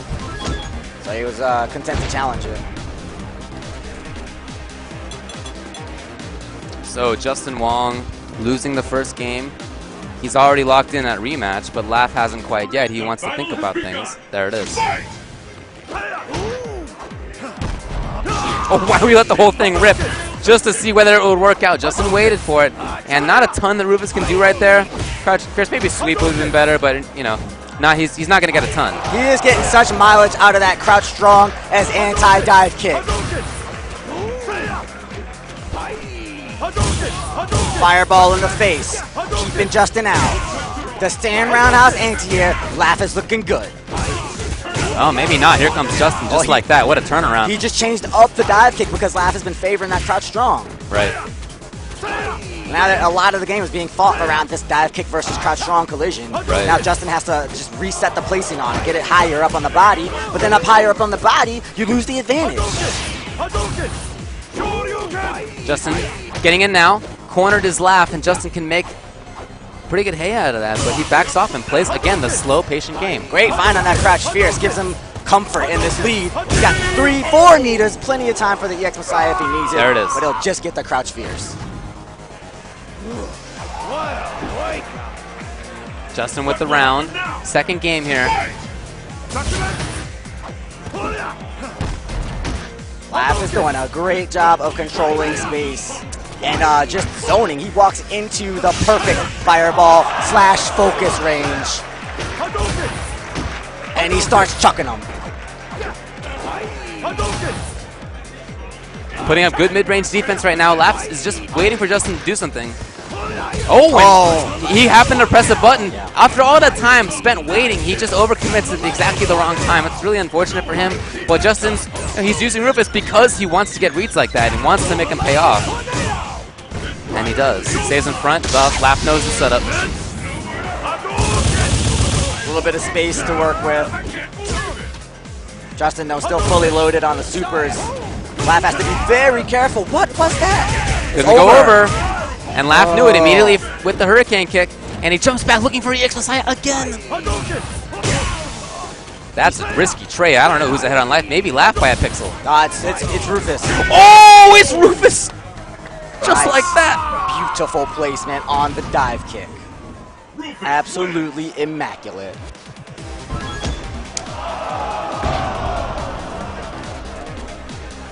One-on-one.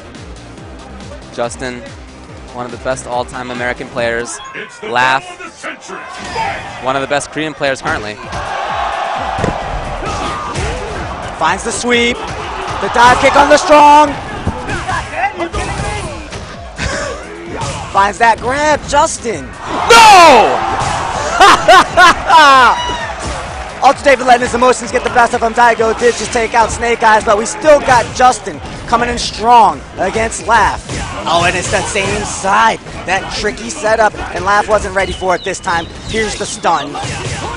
Justin looking good. Got in, made it count. Much faster round than these had been. He didn't have the slow kind of play. He played the fast style. What a switch. Oh, I'm sorry. Snake Eyes still fighting. That was just one round. Yes, it was just a round that he shouldn't have lost. Yeah. Laugh pushing Justin out at the start. No anti-air.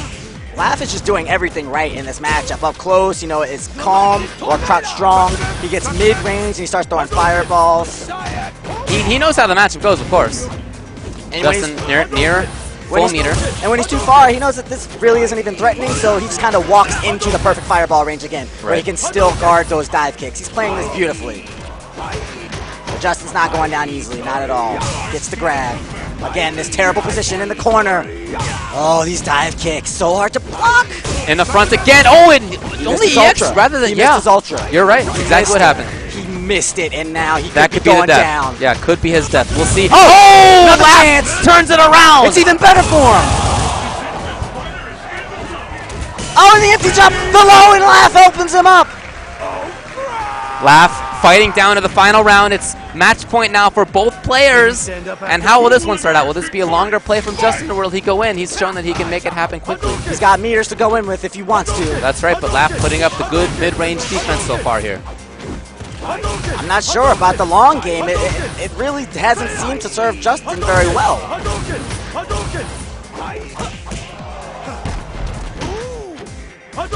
He's sticking with it though. Oh, Trying to match these fireballs, but Laugh is playing well. Laugh just concentrating on the ground. Justin's not making him look at the anti-air part of his game right now.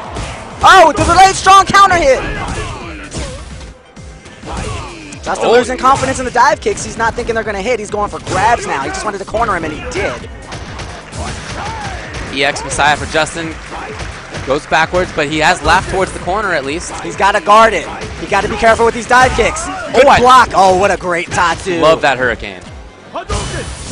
Gets him out of the corner, and it was the exact right vertical height to deal with dive kick in case it came. And it did. Oh, he is so incredible with these fireballs. The fireballs in the face. Justin on the ropes right now. If he's going to do it, it's got to be right now. He can't take anything. Chip is even an issue at this point. And he doesn't have the EX to the FADC. It's trouble.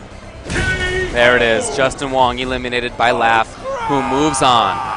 And that's going to be Laugh against Infiltration to make top 8. One of those two friends, can you believe it, is going to be gone. That is quite a story. I'm sorry to see Justin go, as I'm sorry to see all the great competitors go right now.